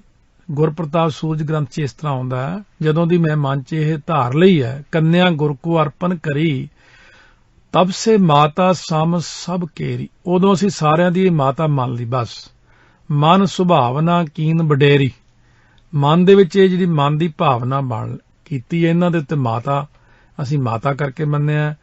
ਅਬ ਮਮ ਘਰ ਮੇ ਰਹੇ ਕੁਮਾਰੀ, ਹੁਣ ਮੇਰੇ ਘਰ 'ਚ ਕੁਮਾਰੀ ਰਹੇਗੀ। ਕੋ ਕਰ ਸਕੈ ਨ ਅੰਗੀਕਾਰੀ, ਕੋਈ ਵੀ ਹੁਣ ਅੰਗੀਕਾਰ ਵੀ ਨਹੀਂ ਕਰੇਗਾ। ਕਹਿਣਗੇ ਇਹ ਤਾਂ ਨਹੀਂ, ਅਸੀਂ ਨਹੀਂ ਹੁਣ, ਕਿਉਂਕਿ ਇਹ ਤਾਂ ਹੁਣ ਤੁਸੀਂ ਮਾਤਾ ਜੀ ਕਹਿੰਦੇ ਹੋ, ਸੰਕਲਪ ਕਰ ਲਿਆ। ਮਾਤਾ ਕੇ ਸਮ ਰੱਖ ਹੈ ਭਾਉ। ਅਸੀਂ ਹੁਣ ਮਾਤਾ ਦੇ ਸਮ ਇਹਨਾਂ ਦੇ ਅੱਗੇ ਸ਼ਰਧਾ ਰੱਖਦੇ ਆ। ਬੰਧਨ ਨਾਨਹਿ ਹੋ ਤੇ ਅਗਾਉ, ਅੱਗੇ ਹੋ ਕੇ ਮੱਥਾ ਟੇਕਦੇ ਆ, ਇਹਨਾਂ ਨੂੰ ਬੰਧਨ ਕਰਦੇ ਆ। ਜਾਂ ਤੇ ਆਪ ਕਿਰਪਾ ਔਰ ਧਰੀਆ ਹੈ, ਅੰਗੀਕਾਰ ਸੁਤਾ ਮਮ ਕਰੀਆ ਹੈ। ਹਮਾਰਾ ਕਿਰਪਾ ਕਰੋ, ਇਹ ਮੇਰੀ ਪੁੱਤਰੀ ਨੂੰ ਪ੍ਰਵਾਨ ਕਰੋ। ਉਦੋਂ ਪੋਠੋਹਾਰ ਦੀ ਸਾਰੀ ਸੰਗਤ ਹੱਥ ਬੰਨੀ ਖੜੀ ਹੋ ਗਈ। ਸਾਰੀ ਸੰਗਤ ਹੁਣ ਖੜੀ ਹੱਥ ਬੰਨ ਕੇ ਬੇਨਤੀਆਂ ਕਰਦੇ ਅਤੇ ਬੇਨਤੀ ਕੀਤੀ ਕਿ ਡੋਲਾ ਜ਼ਰੂਰ ਪ੍ਰਵਾਨ ਕਰੋ। ਸਤਿਗੁਰੂ ਜੀ ਨੇ ਭਾਈ ਰਾਮੂ ਦਾ ਸਿਦਕ ਤੇ ਸੰਗਤ ਦੀ ਅਰਦਾਸ ਤੇ ਪਸੀਜ ਕੇ ਕਿਹਾ, ਸਾਡੀ ਪ੍ਰਤੱਗਿਆ ਤਾਂ ਅਟਲ ਰਹੇਗੀ, ਪਰ ਸਹਿਬਦੇਵਾਂ ਕੁਆਰੇ ਡੋਲੇ ਦੇ ਰੂਪ ਵਿੱਚ ਮਹਿਲਾਂ ਵਿੱਚ ਪ੍ਰਵੇਸ਼ ਕਰ ਸਕਦੀ ਹੈ। ਸ੍ਰੀ ਮੁਖ ਤੇ ਮੁਸਕਾਏ ਬਖਾਨਾ, ਪੁਰਹਿ ਕਾਮਨਾ ਸਕਲ ਸਥਾਨਾ। ਰਹੇ ਕੁਆਰੋ ਡੋਰਾ ਨਾਮੂ, ਕਰਹਿ ਸੇਵ ਬਸ ਹੋ ਹਮ ਤਾਮੂ। ਸੋ ਇਸ ਕਰਕੇ ਇਹ ਹੁਣ ਡੋਰਾ ਸਾਡੇ ਘਰ ਰਹੇਗਾ, ਪਰ ਕੁਆਰਾ। ਆਨੰਦ ਕਾਰਜ ਮਹਾਰਾਜ ਦੇ ਹੁਕਮ ਨਾਲ ਪਹਿਲਾਂ ਬੀਬੀ ਸਾਹਿਬਦੇਵਾ ਤੇ ਉਹਨਾਂ ਦੇ ਪਰਿਵਾਰ ਨੂੰ ਦੇਖੋ ਅੰਮ੍ਰਿਤ ਛਕਾਇਆ, ਕਿਉਂਕਿ ਅੰਮ੍ਰਿਤ ਸੰਚਾਰ ਮਾਤਾ ਜੀ ਦੇ ਆਉਣ ਤੋਂ ਪਹਿਲਾਂ ਅੰਮ੍ਰਿਤ ਸੰਚਾਰ ਹੋ ਚੁੱਕਿਆ ਸੀ। ਅੰਮ੍ਰਿਤ ਛਕਾ ਕੇ ਉਹਨਾਂ ਦੇ ਨਾਵਾਂ ਨਾਲ ਸਿੰਘ ਅਤੇ ਸਾਰੀ ਸੰਗਤ ਨੂੰ ਕੌਰ ਲਾ ਕੇ ਬੀਬੀਆਂ ਨੂੰ ਬਾਅਦ ਵਿੱਚ ਆਨੰਦ ਕਾਰਜ ਦੀ ਤਿਆਰੀ ਫਿਰ ਸ਼ੁਰੂ ਹੋਈ। ਗੁਰੂ ਘਰ ਦੇ ਰਬਾਬੀ ਉਦੋਂ ਦੇ ਕਿਹੜੇ ਕਿਹੜੇ ਸੀ? ਭਾਈ ਸੱਧੂ ਤੇ ਭਾਈ ਮੱਧੂ ਨੇ ਰਸ ਭਿੰਨਾ ਕੀਰਤਨ ਕੀਤਾ। ਬਾਬਾ ਬੁੱਢਾ ਜੀ ਅੰਸ਼ ਦੇ ਭਾਈ ਰਾਮ ਕੁਐਰ ਬਾਬਾ ਗੁਰਬਖਸ਼ ਸਿੰਘ ਜੀ ਨੇ ਗੁਰਮਤ ਅਨੁਸਾਰ ਆਨੰਦ ਕਾਰਜ ਦੀ ਰਸਮ 18 ਵਿਸਾਖ ਸੰਮਤ 1757 ਬਿਕਰਮੀ 1700 ਈਸਵੀ ਵਿੱਚ ਸੰਪੂਰਨ ਕੀਤੀ। ਮਾਤਾ ਸਾਹਿਬ ਕੌਰ ਦੀ ਉਮਰ ਉਸ ਵੇਲੇ 19 ਸਾਲ 6 ਮਹੀਨੇ 20 ਦਿਨ ਸੀ, ਜਦ ਕਿ ਗੁਰੂ ਗੋਬਿੰਦ ਸਿੰਘ ਮਹਾਰਾਜ ਦੀ ਉਮਰ 34 ਸਾਲ ਸੀ। ਸੋ ਇਸ ਆਨੰਦ ਕਾਰਜ ਦੀ ਪੁਸ਼ਟੀ ਹੋਰ ਵਿਦਵਾਨਾਂ ਨੇ ਵੀ ਕੀਤੀ ਹੈ। ਗਿਆਨੀ ਗਿਆਨ ਸਿੰਘ ਜੀ ਲਿਖਦੇ ਆ, ਤੀਸਰੇ ਦਿਨ ਭਾਈ ਰਾਮੂ ਸਿੰਘ ਦੀ ਬੇਟੀ ਨਾਲ ਗੁਰੂ ਜੀ ਨੇ ਆਨੰਦ ਪੜ੍ਹਾ ਲਿਆ। ਪੁਰਾਣੀ ਬੋਲੀ 'ਚ ਲਿਖਿਆ, ਰਾਗੀਆਂ ਨੇ ਲਾਵਾਂ ਪੜ੍ਹੀਆਂ, ਗ੍ਰੰਥੀ ਸਿੰਘ ਨੇ ਗੰਢ ਬੱਧੀ। ਇਹ ਖਾਲਸਾ ਤਵਾਰੀਖ ਗਿਆਨੀ ਗਿਆਨ ਸਿੰਘ ਵੱਲੋਂ। ਮਹਾਨ ਕੋਸ਼ ਵਿੱਚ 178 ਪੰਨੇ ਤੇ ਲਿਖਿਆ ਹੈ ਕਿ ਸਾਹਿਬ ਕੌਰ ਮਾਤਾ ਨੂੰ ਰੋਹਤਾਸ ਨਿਵਾਸੀ ਭਾਈ ਰਾਮੂ ਬਸੀ ਅਤੇ ਗੋਤ ਖੱਤਰੀ ਦੀ ਸਪੁੱਤਰੀ, ਜਿਸ ਦਾ ਆਨੰਦ 18 ਵਿਸਾਖ ਸੰਮਤ 1757 ਨੂੰ ਧੰਨ ਸ੍ਰੀ ਗੁਰੂ ਗੋਬਿੰਦ ਸਿੰਘ ਸਾਹਿਬ ਮਹਾਰਾਜ ਨਾਲ ਹੋਇਆ। ਤੋ ਕੁਝ ਜਿਹੜੇ ਹੁੰਦੇ ਨੇ, ਜਿਵੇਂ ਕਵੀ ਸੈਨਾਪਤੀ, ਇਹਨਾਂ ਤੱਥਾਂ ਨਾਲ ਸਹਿਮਤ ਨਹੀਂ। ਉਹ ਲਿਖਦੇ ਨੇ ਕਿ ਗੁਰੂ ਸਾਹਿਬ ਜਦੋਂ ਕੂਚ ਕਰਦੇ ਰਾਜਪੁਤਾਨੇ ਗਏ ਤਾਂ ਉਦੋਂ ਹੋਇਆ। ਚਲੋ ਰੋਹ ਵਿਚਾਰ ਉਹਨਾਂ ਨੇ ਆਪਣਾ ਇਹ ਵਿਚਾਰ ਦਿੱਤਾ ਹੈ। ਮਾਤਾ ਸਾਹਿਬ ਕੌਰ ਨੂੰ ਆਨੰਦ ਕਾਰਜ ਤੋਂ ਬਾਅਦ ਮਹਿਲਾਂ 'ਚ ਮਾਤਾ ਗੁਜਰੀ ਜੀ ਕੋਲ ਭੇਜ ਦਿੱਤਾ ਗਿਆ ਸੀ। ਆਨੰਦ ਕਾਰਜ ਤਾਂ ਉੱਥੇ ਹੀ ਹੋਇਆ ਸੀ। ਉਹਨਾਂ ਦੀ ਮਾਤਾ ਜਸਦੇਵ ਕੌਰ ਉਹਦਾ ਨਾਂ ਰੱਖਿਆ, ਜਸਦੇਵੀ ਸੀ ਨਾ। ਅੰਮ੍ਰਿਤ ਛਕਾ ਕੇ ਮਾਤਾ ਸਾਹਿਬ ਕੌਰ ਦੀ ਮਾਤਾ ਦਾ ਨਾਮ ਜਸਦੇਵ ਕੌਰ ਰੱਖਿਆ। ਉਹਨਾਂ ਨੇ ਆਪਣੀ ਪੁੱਤਰੀ ਨੂੰ ਪਿਆਰ ਨਾਲ ਪਲੋਸ ਕੇ ਰਸਮੀ ਤੌਰ ਤੇ ਸਮਝਾ ਕੇ ਬੱਚੀ ਭਾਰਤੀ ਉੱਚ ਨਾਰੀਆਂ ਵਾਂਗ ਆਪਣੇ ਸੰਕਲਪ ਤੇ ਦ੍ਰਿੜ ਰਹਿਣਾ ਤੇ ਪਤੀ ਦੇ ਅੰਗ ਸੰਗ ਰਹਿ ਕੇ ਸੇਵਾ ਕਰਨੀ, ਲਾਜ ਨਾ ਲਾਇਓ ਕਿਸੇ ਗੱਲੋਂ, ਜਿਵੇਂ ਮਾਂ ਸਿੱਖਿਆ ਦਿੰਦੀ ਹੁੰਦੀ ਹੈ। ਸੋ ਇਸ ਪ੍ਰਕਾਰ ਦੇ ਨਾਲ ਜਿਸ ਪ੍ਰਕਾਰ ਐਸਾ ਵੀ ਆਇਆ, ਸਿੱਖ ਇਤਿਹਾਸ ਰਿਸਰਚ ਬੋਰਡ ਸ਼੍ਰੋਮਣੀ ਗੁਰਦੁਆਰਾ ਪ੍ਰਬੰਧਕ ਕਮੇਟੀ ਦੀ ਰਿਪੋਰਟ ਅਨੁਸਾਰ ਮਾਤਾ ਸਾਹਿਬ ਕੌਰ ਰੋਹਤਾਸ ਨਿਵਾਸੀ ਭਾਈ ਰਾਮੂ ਬਸ ਦੀ ਸਪੁੱਤਰੀ ਸਨ। ਭਾਈ ਰਾਮੂ ਗੁਰੂ ਦੇ ਅਨੰਨ ਸਿਦਕਵਾਨ ਸਿੱਖ ਸਨ। ਉਸ ਸਮੇਂ ਦੇ ਪੁਰਾਤਨ ਹਿੰਦੂ ਰਿਵਾਜ ਅਨੁਸਾਰ ਉਹਨਾਂ ਦੇ ਮਨ ਹੀ ਮਨ ਵਿੱਚ ਇਹ ਸੰਕਲਪ ਧਾਰ ਲਿਆ ਸੀ ਕਿ ਉਹ ਆਪਣੀ ਲੜਕੀ ਦਾ ਡੋਲਾ ਸ੍ਰੀ ਗੁਰੂ ਗੋਬਿੰਦ ਸਿੰਘ ਜੀ ਦੀ ਸ਼ਰਨ ਵਿੱਚ ਅਰਪਣ ਕਰਨਗੇ। ਇਸ ਉਦੇਸ਼ ਲਈ ਜਦ ਉਹ ਆਪਣੀ ਸਪੁੱਤਰੀ ਨੂੰ ਆਨੰਦਪੁਰ ਲਿਆਏ ਤਾਂ ਦਸਮ ਪਾਤਸ਼ਾਹ ਨੇ ਫਰਮਾਇਆ ਕਿ ਉਹ ਤਾਂ ਪਹਿਲਾਂ ਹੀ ਗ੍ਰਸਥ ਦਾ ਤਿਆਗ ਕਰ ਚੁੱਕੇ ਹਨ। ਜਦ ਉਹਨਾਂ ਨੇ ਬਹੁਤ ਅਸਰਾਰ ਕੀਤਾ ਤਾਂ ਸਤਿਗੁਰੂ ਜੀ ਨੇ ਇਸ ਸ਼ਰਤ ਤੇ ਡੋਲਾ ਪ੍ਰਵਾਨ ਕਰ ਲਿਆ ਕਿ ਉਹ ਸਾਰੀ ਉਮਰ ਕੁਆਰੇ ਹੀ ਰਹਿਣਗੇ। ਇਤਿਹਾਸਕ ਅਤੇ ਪੁਰਾਤਨ ਪਰੰਪਰਾਵਾਂ ਉਹਨਾਂ ਦਾ ਜ਼ਿਕਰ ਕੁਆਰਾ ਡੋਲਾ ਦੇ ਸ਼ਬਦਾਂ ਵਿੱਚ ਹੀ ਕਰਦੇ ਨੇ। ਮਾਤਾ ਸਾਹਿਬ ਕੌਰ ਨਾਲ ਉਹਨਾਂ ਦਾ ਆਨੰਦ ਕਾਰਜ 18 ਵਿਸਾਖ 1757 ਸੰਮਤ 1700 ਈਸਵੀ ਨੂੰ ਹੋਇਆ। ਗੁਰੂ ਸਾਹਿਬ ਨੇ ਖਾਲਸੇ ਨੂੰ ਮਾਤਾ ਸਾਹਿਬ ਕੌਰ ਦੀ ਝੋਲੀ ਪਾਇਆ। ਇਸ ਕਾਰਨ ਹੀ ਹਰ ਅੰਮ੍ਰਿਤਧਾਰੀ ਸਿੱਖ ਅੰਮ੍ਰਿਤ ਪਾਨ ਕਰਨ ਤੋਂ ਬਾਅਦ ਧੰਨ ਸ੍ਰੀ ਗੁਰੂ ਗੋਬਿੰਦ ਸਿੰਘ ਨੂੰ ਆਪਣਾ ਪਿਤਾ ਅਤੇ ਮਾਤਾ ਸਾਹਿਬ ਕੌਰ ਨੂੰ ਆਪਣੀ ਮਾਤਾ ਕਰਕੇ ਮੰਨਦਾ। ਇਹ ਲਿਖਿਆ ਬਚਨ। ਸੋ ਉਹਨਾਂ ਦੇ ਮਾਤਾ ਪਿਤਾ ਤੇ ਪੋਠੋਹਾਰ ਦੀ ਸੰਗਤ ਸਭ ਪਰਿਵਾਰ ਆਨੰਦ ਕਾਜ ਤੋਂ ਬਾਅਦ ਖੁਸ਼ੀ-ਖੁਸ਼ੀ ਵਾਪਸ ਰੋਹਤਾਸ ਪਰਤ ਗਏ। ਮਾਤਾ ਸਾਹਿਬ ਕੌਰ ਦਾ ਵੀਰ ਸਾਹਿਬ ਸਿੰਘ ਉਹਨਾਂ ਦੇ ਕੋਲ ਹੀ ਠਹਿਰ ਗਿਆ, ਜੋ ਗੁਰੂ ਦੀ ਸੇਵਾ ਵਿੱਚ ਅੰਤ ਤੱਕ ਜੁਟਿਆ ਰਿਹਾ। ਗੁਰੂ ਕੇ ਵੱਡੇ ਮਹਿਲ। ਮਾਤਾ ਸਾਹਿਬ ਕੌਰ ਦੇ ਆਨੰਦ ਕਾਰਜ ਤੋਂ ਪਹਿਲਾਂ ਗੁਰੂ ਜੀ ਦਾ ਆਨੰਦ ਹੋ ਚੁੱਕਿਆ ਸੀ। ਮਾਤਾ ਸੁੰਦਰੀ ਜੀ ਤੇ ਮਾਤਾ ਜੀਤੋ ਜੀ ਗੁਰੂ ਕੇ ਮਹਿਲ ਜਗਤ ਵਿਖਿਆਤ ਹਨ। ਮਾਤਾ ਸੁੰਦਰੀ ਜੀ ਦੀ ਕੁੱਖੋਂ ਸਾਹਿਬਜ਼ਾਦਾ ਅਜੀਤ ਸਿੰਘ ਦਾ ਜਨਮ ਸੰਮਤ 1745-1688 ਈਸਵੀ ਨੂੰ ਹੋਇਆ ਤੇ ਮਾਤਾ ਜੀਤੋ ਜੀ ਦੀ ਕੁੱਖੋਂ ਤਿੰਨ ਸਾਹਿਬਜ਼ਾਦੇ ਬਾਬਾ ਜੁਝਾਰ ਸਿੰਘ ਦਾ 1690 ਈਸਵੀ, ਬਾਬਾ ਜੋਰਾਵਰ ਸਿੰਘ ਦਾ 1696 ਈਸਵੀ ਅਤੇ ਬਾਬਾ ਫਤਿਹ ਸਿੰਘ ਦਾ 1700 ਈਸਵੀ ਵਿੱਚ ਜਨਮ ਹੋਇਆ। ਕਈ ਚੀਜ਼ਾਂ ਪੱਕੀਆਂ ਵੀ ਨਹੀਂ ਹੁੰਦੀਆਂ, ਇਹ ਬੰਸਾਵਲੀਨਾਮਾ ਦੇ ਵਿੱਚ ਲਿਖਿਆ ਹੋਇਆ। ਇਹ ਸਨਾਂ ਦਾ ਆਪਸ ਵਿੱਚ ਫਰਕ ਕਈ ਥਾਈਂ ਪੈਂਦਾ ਹੈ, ਪਰ ਰੌ ਵਿਚਾਰ ਫੇਰ ਵੀ ਹੌਲੀ ਕਰਕੇ ਸਾਰਿਆਂ ਨੂੰ ਖੋਜ ਕਰਨੀ ਚਾਹੀਦੀ। ਬੰਸਾਵਲੀਨਾਮੇ ਅਨੁਸਾਰ ਮਾਤਾ ਸੁੰਦਰੀ ਤੇ ਮਾਤਾ ਜੀਤੋ ਦੋਵੇਂ ਲਾਹੌਰ ਦੇ ਖੱਤਰੀਆਂ ਕਰਮਵਾਰ ਭਾਈ ਰਾਮ ਸ਼ਰਨ ਅਤੇ ਹਰੀ ਜਸ ਦੀਆਂ ਧੀਆਂ ਸਨ। ਦੋਵੇਂ ਸਰਦੇ ਪੁੱਜਦੇ ਘਰਾਂ ਦੀਆਂ ਬੇਟੀਆਂ ਸਨ। ਇਤਿਹਾਸ ਅਨੁਸਾਰ ਦੋਹਾਂ ਦੇ ਵਿਆਹ ਸਤਿਗੁਰੂ ਨਾਲ ਨਵੇਂ ਵਸਾਏ ਲਾਹੌਰ ਵਿੱਚ ਹੋਏ। ਪ੍ਰਤੀਤ ਇਉਂ ਹੁੰਦਾ ਹੈ ਕਿ ਦੋਵੇਂ ਪਰਿਵਾਰ ਸਿੱਧਕਵਸ ਗੁਰੂ ਘਰ ਨਾਲ ਜੁੜਨ ਲਈ ਸੰਕਲਪ ਕਰ ਚੁੱਕੇ ਸੀ। ਪ੍ਰੋਫੈਸਰ ਹਰਬੰਸ ਸਿੰਘ ਜੀ ਨੇ ਗੁਰੂ ਗੋਬਿੰਦ ਸਿੰਘ ਜੀ ਦੀ 300 ਸਾਲਾ ਜਨਮ ਸ਼ਤਾਬਦੀ ਦੇ ਅਵਸਰ ਤੇ ਲਿਖੀ ਪੁਸਤਕ ਗੁਰੂ ਗੋਬਿੰਦ ਸਿੰਘ ਵਿੱਚ ਮਾਤਾ ਸੁੰਦਰੀ ਨੂੰ ਤੇ ਮਾਤਾ ਜੀਤ ਕੌਰ ਜੀ ਨੂੰ ਮਹਾਰਾਜ ਦੇ ਮਹਿਲ ਲਿਖਿਆ ਹੈ। ਮਾਤਾ ਜੀਤ ਕੌਰ ਜੀ ਵੱਡੇ ਮਹਿਲ ਤੇ ਮਾਤਾ ਸੁੰਦਰ ਕੌਰ ਛੋਟੇ ਮਹਿਲ ਨੇ। ਸੋ ਉਹ ਤਿੱਥ ਸੰਮਤ ਦੇ ਝਮੇਲੇ ਵਿੱਚ ਨਹੀਂ ਪਏ, ਪਰ ਇਹ ਜ਼ਿਕਰ ਕੀਤਾ ਕਿ ਗੁਰੂ ਗੋਬਿੰਦ ਸਿੰਘ ਦੀ ਸ਼ਾਦੀ 19 ਸਾਲ ਦੀ ਉਮਰ 'ਚ ਹੋਈ ਹੈ। ਸੋ ਮਾਤਾ ਸੁੰਦਰੀ ਜੀ ਪੁਸਤਕ ਦੀ ਲੇਖਕਾ ਡਾਕਟਰ ਮਹਿੰਦਰ ਕੌਰ ਗਿੱਲ ਨੇ ਪ੍ਰੋਫੈਸਰ ਹਰਬੰਸ ਸਿੰਘ ਦੀ ਲਿਖਤ ਨੂੰ ਆਪਣੀ ਪੁਸਤਕ ਦਾ ਧੁਰਾ ਮੰਨ ਕੇ ਲਿਖਿਆ ਕਿ ਜੋ ਪ੍ਰੋਫੈਸਰ ਸਾਹਿਬ ਸਿੰਘ ਦੇ ਦਿੱਤੇ ਸਮੇਂ ਨੂੰ ਮੰਨੀਏ ਤਾਂ ਗੁਰੂ ਸਾਹਿਬ ਪਹਿਲੀ ਸ਼ਾਦੀ ਸੰਮਤ 1742-1685 ਈਸਵੀ ਨੂੰ ਬਣਦੀ ਹੈ। ਉਹਨਾਂ ਲਿਖਿਆ ਕਿ ਅਸੀਂ ਆਪ ਵੀ ਇਹ ਤੱਥ ਨਾਲ ਸਹਿਮਤ ਹਾਂ ਕਿ ਮਾਤਾ ਸੁੰਦਰੀ ਜੀ ਵੱਡੇ ਮਹਿਲ ਮਾਤਾ ਜੀ ਨੂੰ ਮੰਨਦੇ ਕਈ ਮਾਤਾ, ਪਰ ਇਤਿਹਾਸ ਵਿੱਚ ਮਾਤਾ ਜੀਤ ਕੌਰ ਜੀ ਵੱਡੇ ਹੋਏ ਨੇ। ਬਾਅਦ ਵਿੱਚ ਉਹ ਕਿਉਂਕਿ ਸੱਚਖੰਡ ਗਮਨ ਮਾਤਾ ਜੀਤ ਕੌਰ ਜੀ ਨੇ ਪਹਿਲਾਂ ਕੀਤਾ। ਜੋ ਕਵੀ ਗਿਆਨੀ ਸੰਤੋਖ ਸਿੰਘ ਨੇ ਸੂਰਜ ਪ੍ਰਕਾਸ਼ ਲਿਖਿਆ, ਇਹ ਕਈ ਵਿਚਾਰਾਂ ਵਿੱਚ ਆ ਜਾਂਦੀਆਂ, ਥੋੜਾ ਬਹੁਤ ਫਰਕ ਪੈਂਦਾ। ਇਹਦੇ ਬਾਰੇ ਆਪਾਂ ਰੋਹ ਵਿਚਾਰ ਹੀ ਕਹਿ ਸਕਦੇ ਹਾਂ। ਤੇ ਇਸ ਪ੍ਰਕਾਰ ਦੇ ਨਾਲ ਇੱਕ ਹੋਰ ਨੁਕਤਾ ਵੀ ਹੈ ਕਿ ਧਿਆਨਯੋਗ ਕਿ ਬਾਬਾ ਅਜੀਤ ਸਿੰਘ ਮਾਤਾ ਸੁੰਦਰੀ ਦੀ ਕੁੱਖੋਂ ਪੈਦਾ ਹੋਏ, ਜੋ ਗੁਰੂ ਸਾਹਿਬਜ਼ਾਦਿਆਂ ਵਿੱਚ ਵੱਡੇ ਸਨ। ਇਹ ਪ੍ਰਵਾਨਕ ਤੱਥ ਹੈ, ਪਰ ਮਾਤਾ ਜੀ ਨੇ ਬੇਨਤੀ ਕੀਤੀ ਸੀ। ਮਾਤਾ ਸਭ ਤੋਂ ਪਹਿਲਾਂ ਮਾਤਾ ਸੁੰਦਰ ਕੌਰ ਜੀ ਨੂੰ ਤਾਂ ਸੁਭਾਵਿਕ ਹੀ ਸਾਹਿਬਜ਼ਾਦਾ ਬਾਬਾ ਅਜੀਤ ਸਿੰਘ ਹੋਏ। ਮਾਤਾ ਜੀਤ ਕੌਰ ਜੀ ਨੇ ਜਾ ਕੇ ਬੇਨਤੀ ਕੀਤੀ ਸੀ ਵੀ ਸਾਡੇ ਵੀ ਵਿਹੜੇ ਲਾਲ ਖੇਡੇ। ਸੂਰਜ ਪ੍ਰਕਾਸ਼ 'ਚ ਇਸ ਪ੍ਰਕਾਰ ਹੈ, ਮਹਾਰਾਜ ਨੇ ਕਿਹਾ ਸਾਡੇ ਕੋਲ ਤਾਂ ਲਾਲ ਨਹੀਂ ਹੈ। ਕਹਿੰਦੇ ਮਹਾਰਾਜ ਫੇਰ ਲਾਲ ਕਿੱਥੋਂ ਮਿਲਣਗੇ? ਕਹਿੰਦੇ ਸੰਗਤ ਦੀ ਸੇਵਾ ਕਰੋ। ਫਿਰ ਮਾਤਾ ਜੀ ਨੇ 1 ਸਾਲ ਲਗਾਤਾਰ ਸੰਗਤ ਦੀ ਬਹੁਤ ਭਾਰੀ ਸੇਵਾ ਕੀਤੀ। ਫਿਰ ਗੁਰਾਂ ਨੇ ਕਿਹਾ ਸੀ ਹੁਣ ਗੁਰੂ ਨਾਨਕ ਦੇ ਘਰੋਂ ਲਾਲ ਮਿਲਣਗੇ। ਭਾਈ ਕਾਹਨ ਸਿੰਘ ਜੀ ਨਾਭਾ ਨੇ ਮਹਾਨ ਕੋਸ਼ ਲਿਖਿਆ, ਲਾਹੌਰ ਨਿਵਾਸੀ ਭਾਈ ਹਰਜਸ ਭਿੱਖੀਏ ਖੱਤਰੀ ਨੇ ਆਪਣੀ ਸਪੁੱਤਰੀ ਸੋ ਮਾਤਾ ਜੀਤੋ ਜੀ ਦਾ ਵਿਆਹ ਗੁਰੂ ਸਾਹਿਬ ਨਾਲ ਕਰਨ ਦਾ ਫੈਸਲਾ ਕੀਤਾ। ਗੁਰੂ ਸਾਹਿਬ ਦੇ ਮਾਮਾ ਕਿਰਪਾਲ ਚੰਦ ਨੇ ਮਾਤਾ ਗੁਜਰੀ ਨਾਲ ਸਲਾਹ ਕਰਕੇ ਪ੍ਰਵਾਨਗੀ ਦੇ ਦਿੱਤੀ। ਪੁਰਾਣੇ ਨਾਮ ਤਾਂ ਬੋਲਦੇ ਆ ਕਿਉਂਕਿ ਪਿਛਲਾ ਇਤਿਹਾਸ ਹੈ ਹਲੇ।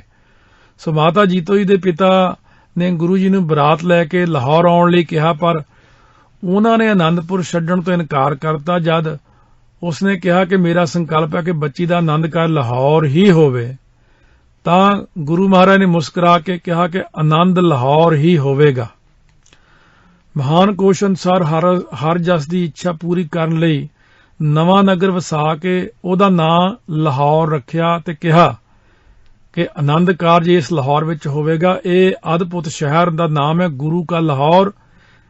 ਇੱਕ ਉਹਦੇ ਕਰਕੇ ਪ੍ਰਸਿੱਧ ਗੁਰੂ ਕਾ ਲਾਹੌਰ। ਜਦੋਂ ਆਪਾਂ ਆਨੰਦਪੁਰ ਸਾਹਿਬ ਜਾਂਦੇ ਹਾਂ, ਕਈ ਜਾਣੇ ਤਾਂ ਆਨੰਦਪੁਰ ਸਾਹਿਬ ਤੋਂ ਹੀ ਮੁੜੇ ਆਉਂਦੇ ਨੇ, ਅੱਗੇ ਜਾਂਦੇ ਹੀ ਨਹੀਂ। ਨੰਗਲ ਵਿੱਚ ਜਿਹੜਾ ਭਭੌਰ ਸਾਹਿਬ ਅਸਥਾਨ ਆ ਉੱਥੇ ਵੀ ਨਹੀਂ ਜਾਂਦੇ, ਜਿੱਥੇ ਚੌਪੀ ਸਾਹਿਬ ਦਾ ਪਾਠ ਉਚਾਰਿਆ। ਤੇ ਗੁਰੂ ਕੇ ਲਾਹੌਰ ਬੜਾ ਸੁੰਦਰ ਸਥਾਨ ਨੇ, ਦਰਸ਼ਨ ਕਰੋ। ਖਾਲਸੇ ਦੇ ਨਾਨਕੇ ਕਿਹਾ ਮਹਾਰਾਜ ਨੇ, ਨਾਨਕੇ ਤਾਂ ਜਾਣਾ ਹੀ ਚਾਹੀਦਾ ਆਪਾਂ ਨੂੰ।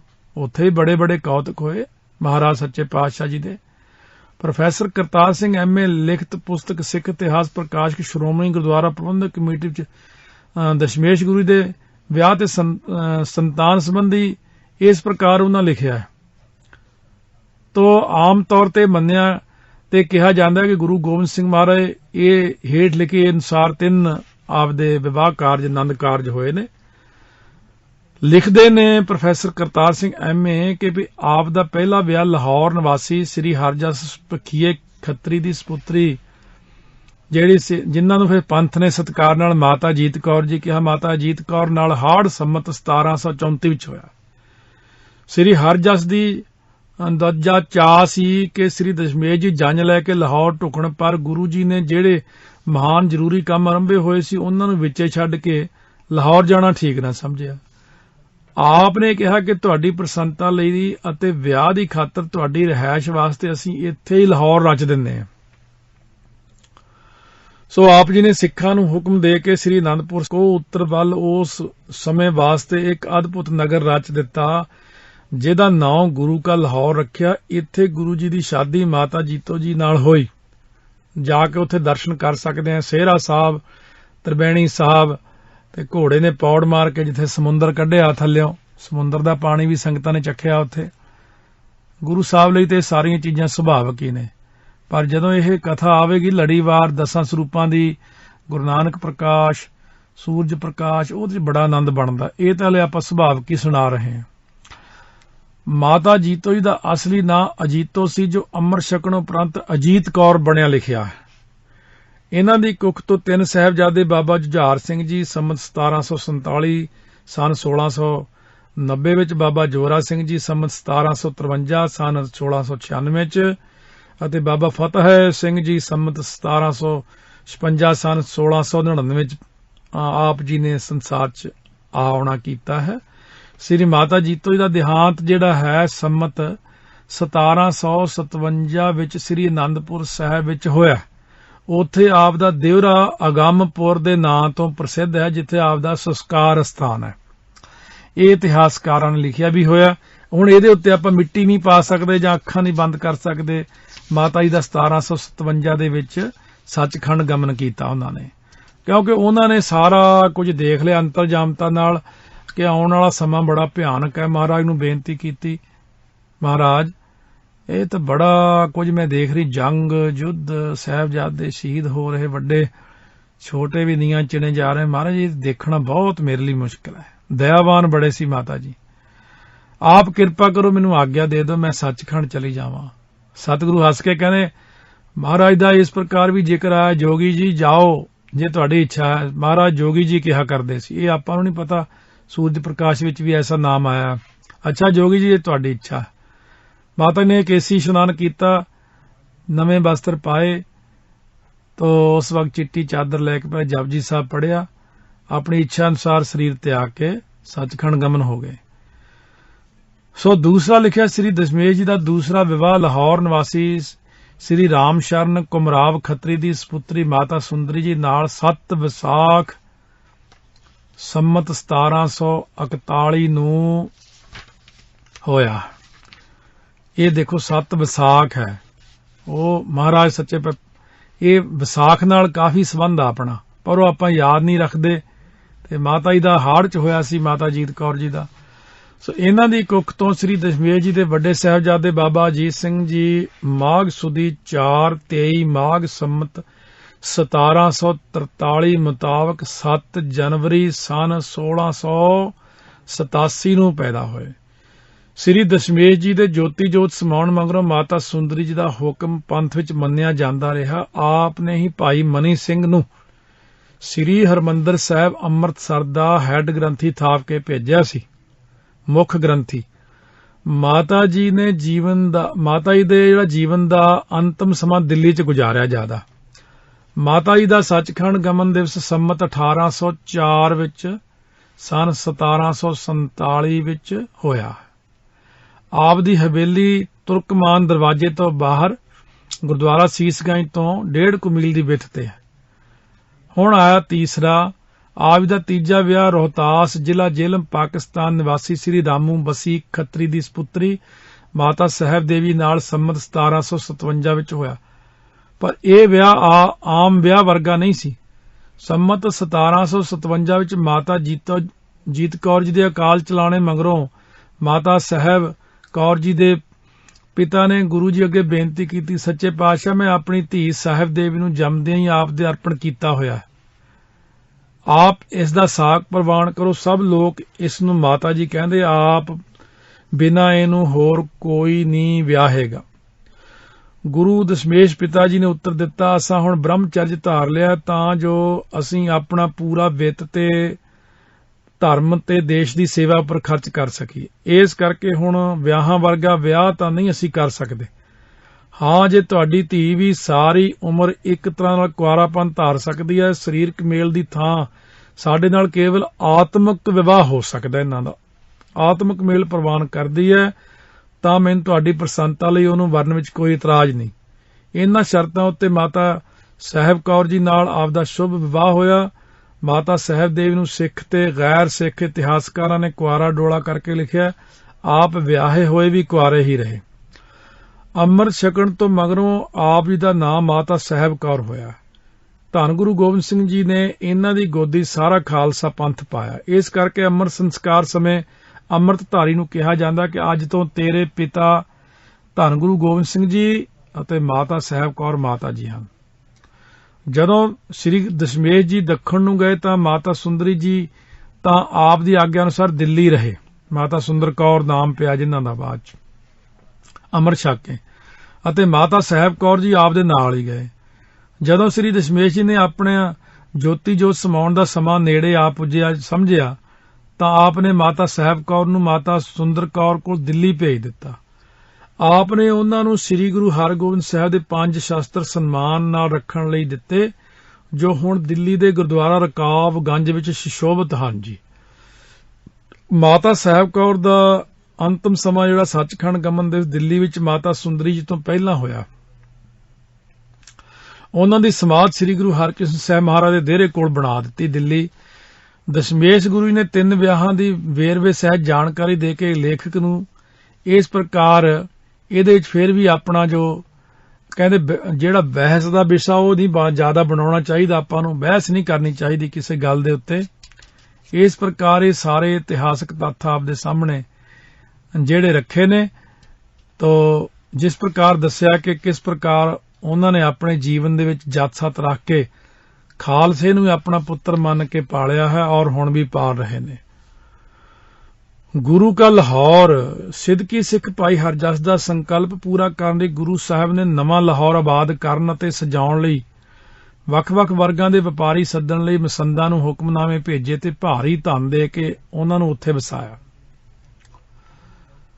ਨਵੇਂ ਨਗਰ ਵਸਾਉਣ ਦੀ ਰੀਤ ਗੁਰੂ ਘਰ ਵਿੱਚ ਪਹਿਲਾਂ ਹੀ ਪ੍ਰਚਲਿਤ ਰਹੀ ਹੈ। ਸਭ ਤੋਂ ਪਹਿਲਾਂ ਗੁਰੂ ਨਾਨਕ ਦੇਵ ਜੀ ਨੇ ਕਰਤਾਰਪੁਰ ਸਾਹਿਬ ਵਸਾਇਆ, ਫਿਰ ਗੁਰੂ ਅਮਰਦਾਸ ਜੀ ਨੇ ਗੋਇੰਦਵਾਲ ਸਾਹਿਬ ਵਸਾਇਆ, ਫਿਰ ਗੁਰੂ ਰਾਮਦਾਸ ਜੀ ਨੇ ਸ੍ਰੀ ਅੰਮ੍ਰਿਤਸਰ ਸਾਹਿਬ ਵਸਾਇਆ, ਫਿਰ ਗੁਰੂ ਅਰਜਨ ਦੇਵ ਜੀ ਨੇ ਅੰਮ੍ਰਿਤਸਰ ਸਾਹਿਬ ਨਾਲ ਤਰਨਤਾਰਨ ਸਾਹਿਬ ਵਸਾਇਆ, ਸਤਿਗੁਰੂ ਹਰਗੋਬਿੰਦ ਸਾਹਿਬ ਮਹਾਰਾਜ ਨੇ ਕੀਰਤਪੁਰ ਸਾਹਿਬ ਵਸਾਇਆ, ਗੁਰੂ ਤੇਗ ਬਹਾਦਰ ਸਾਹਿਬ ਮਹਾਰਾਜ ਨੇ ਆਨੰਦਪੁਰ ਸਾਹਿਬ ਵਸਾਇਆ ਤੇ ਗੁਰੂ ਗੋਬਿੰਦ ਸਿੰਘ ਮਹਾਰਾਜ ਨੇ ਗੁਰੂ ਕਾ ਲਾਹੌਰ ਤੇ ਪੌਂਟਾ ਸਾਹਿਬ ਨਗਰ ਵਸਾਏ।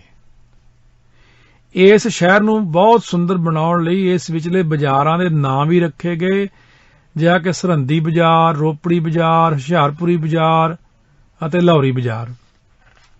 ਇਸ ਸ਼ਹਿਰ ਦੀ ਤਾਰੀਫ ਭਾਈ ਸੰਤੋਖ ਸਿੰਘ ਨੇ ਲਿਖੀ ਵੀ ਹੈ। ਗੁਰ ਕੋਲਾਪੁਰ ਬਸਿਓ ਮਹਾਨਾ, ਜਹ ਕਹਿ ਲੈ ਬੈਠੇ ਧਨ ਧਾਨਾ, ਭੀਰ ਬਾਜ਼ਾਰ ਵਿਖੇ ਬਹੁ ਹੋਈ, ਵਿਆਹ ਪ੍ਰਤੀਖਤ ਭੇ ਸਭ ਕੋਏ, ਨਰ ਨਾਰਨ ਕੇ ਅਤ ਹੀ ਚਿਤ ਚਾਉ, ਪਿਖਨ ਬਰਾਤ ਨਰਨ ਸਮਦਾਓ, ਕਹਿਓ ਨਾ ਜਾਏ ਕਰੀ ਬਹੁਤ ਤਿਆਰੀ, ਭਇਓ ਬਾਸ ਤਹਿ ਆਨੰਦ ਭਾਰੀ, ਗੁਰ ਹਿਤ ਤਿਉ ਵਿਸਕਰਮਾ ਕੀਓ, ਪੁਰ ਲਾਹੌਰ ਜੇ ਸਮ ਨਹਿ ਬੀਓ, ਤਬ ਗੁਰ ਸਿੱਖ ਮਸੰਦ ਬਲਾਏ, ਅਨ ਗਨ ਧਨ ਤੇ ਤਹਾਂ ਬਸਾਏ, ਸੰਗੋ ਪ੍ਰਤਭਾਖਿਓ ਮਤ ਸੰਗੋ, ਜੋ ਜੋ ਮੰਗੇ ਦੇਹੋ ਨਿਸੰਗੋ। ਸੰਗੋ ਭਾਈ ਬੀਬੀ ਵੀਰੋ ਜੀ, 6ਵੇਂ ਪਾਤਸ਼ਾਹ ਸਪੁੱਤਰੀ ਬੀਬੀ ਵੀਰੋ ਜੀ ਦੇ ਸਪੁੱਤਰ ਸੰਗੋ ਸ਼ਾਹ ਜੀ, ਉਹਨਾਂ ਦਾ ਬਚਨ ਆਇਆ। ਇਹ ਪੰਥ ਪ੍ਰਕਾਸ਼ ਵਿੱਚ ਬਚਨ ਆਉਂਦੇ ਨੇ ਜਿਹੜੇ ਹੁਣ ਸੁਣਾਏ ਨੇ, ਪਹਿਲਾਂ ਸ੍ਰੀ ਗੁਰੂ ਪ੍ਰਤਾਪ ਸੂਰਜ ਗ੍ਰੰਥ ਵਿੱਚ ਆਏ।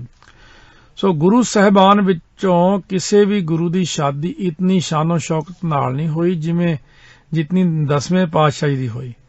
ਸਤਿਗੁਰੂ ਜੀ ਬਰਾਤ ਵਿੱਚ ਸ਼ਾਮਲ ਹੋਣ ਲਈ ਗੁਰੂ ਜੀ ਦੇ ਸਾਖ ਸਨੇਹੀਆਂ ਤੋਂ ਇਲਾਕੇ ਭਾਰੀ ਗਿਣਤੀ 'ਚ ਸਿੱਖ ਸੰਗਤਾਂ ਆਈਆਂ ਸੀ।